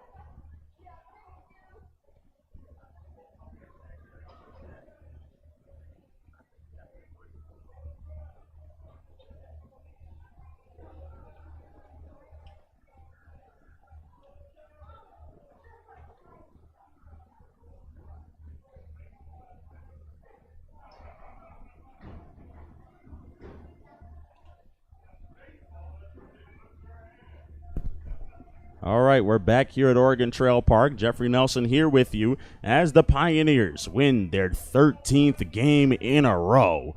The last time that they lost a game was back on July the 5th. And including exhibition games, if you include the split series that they had with the Denver Cougars in July down in Colorado Springs, the Pioneers are a whopping 15-2 in the month of July, as they win their 13th game in a row here at Oregon Trail Park. Ronan Hella was spectacular on the mound. 7+, 5 hits, 2 runs, 1 earned run, as it was an E5 that allowed him on base. The only runs he gave up was to the third batter of the ball game on a 2-run shot to right field by Phoenix West. He walked 5, did strike out 7 on 126 pitches today for the right-hander, who gets set to go back to his hometown of Albuquerque, New Mexico, with some family matters to attend to. So we thank Ronan Hella for his services here with the Western Nebraska Pioneers, as it was a heroic effort in the last game that he'll play for the Pioneers here at Oregon Trail Park. I believe that Maroney wants to dump Gatorade on Hella, but I don't think he's going to let him do that just yet until at least he changes out of the jersey, out of respect for whoever might have bought the jersey on auctions. Again, the jerseys were available on auctions. The Special Olympics jerseys are available, as the Pioneers played in some special jerseys today. And as well, there will be stuff given out tomorrow for Fan Appreciation Night here at Oregon Trail Park. So make sure you come to the ballpark at 6:35. Get yourself a ticket at WNPioneers.com or at 1414 10th Street, or you can just show up to the ballpark. We do sell tickets at the ticket offices, as they tried to get Sharkey with water and they missed him down on the field. Now, for the Pioneers offensively, they did get 6 runs. Jackson Yeager hit his 5th home run of the season to left field for the Pioneers after a single, an RBI single by Luke Nowak to left field, and that was the lead for the Pioneers. And well, that was all Ronan Hella, Dylan Novotny, and Michael Simeon needed, as they tacked on 3 more, 2 in the 6th, 1 in the 7th. They got their 2 in the 6th after back-to-back walks, including a hit by pitch of Bryce Peterson. And on a sac bunt from Jake Baroni, it was an E5 that allowed the runners to score. No, that moved the runners to second and third, pardon me. It was an RBI infield single from Aiden Young that allowed Jackson Yeager to come home to score on a tapper to third. West's throw went past Jimmy Wright, bounced off of Carrillo, and allowed the runner to score in Bryce Peterson, the second run on the play. Now in the 7th inning, Gaffney led things off with a single to left field, a 4-pitch walk to Laya, a sac bunt by Luke Nowak, and a poor throw by the third baseman. Phoenix West in back-to-back innings allowed Kieran Gaffney to score and Laya to move to third, as the Pioneers had second and third, nobody out, but they weren't able to muster up another run. But that's all the bullpen needed. Novotny came on in relief of Ronan Hella, who pitched to the first batter, gave up an infield single, he gave up a walk to Phoenix West in the 8th inning, and Novotny got the next 3 out of the next 4 guys out after an E6 from Bryce Peterson allowed another runner on. The only guy got to second base, as that's where they were left. No runs in that inning, and 2 left on base. And Michael Simeon in the 9th inning got the job done for the Pioneers, although it seemed a little precarious for Simeon at first when he gave up an infield single. Then he got a fielder's choice, a fly out to center, and a ground out to Bryce Peterson, who flipped it to Kieran Gaffney to end things here at Oregon Trail Park. The winner today is Ronan Hella, and well-deserved for the 6'4" right-hander, as Brady Hall gets the loss. Jackson Yeager's home run was the difference in this one, as the Pioneers didn't look back after their 3-run first inning. Tomorrow night we'll be on at 6:35. That is when the game will start. We'll be on for the pregame show on KNB Radio and on the Western Nebraska Pioneers YouTube page at 6:20. We thank you, as always, for listening.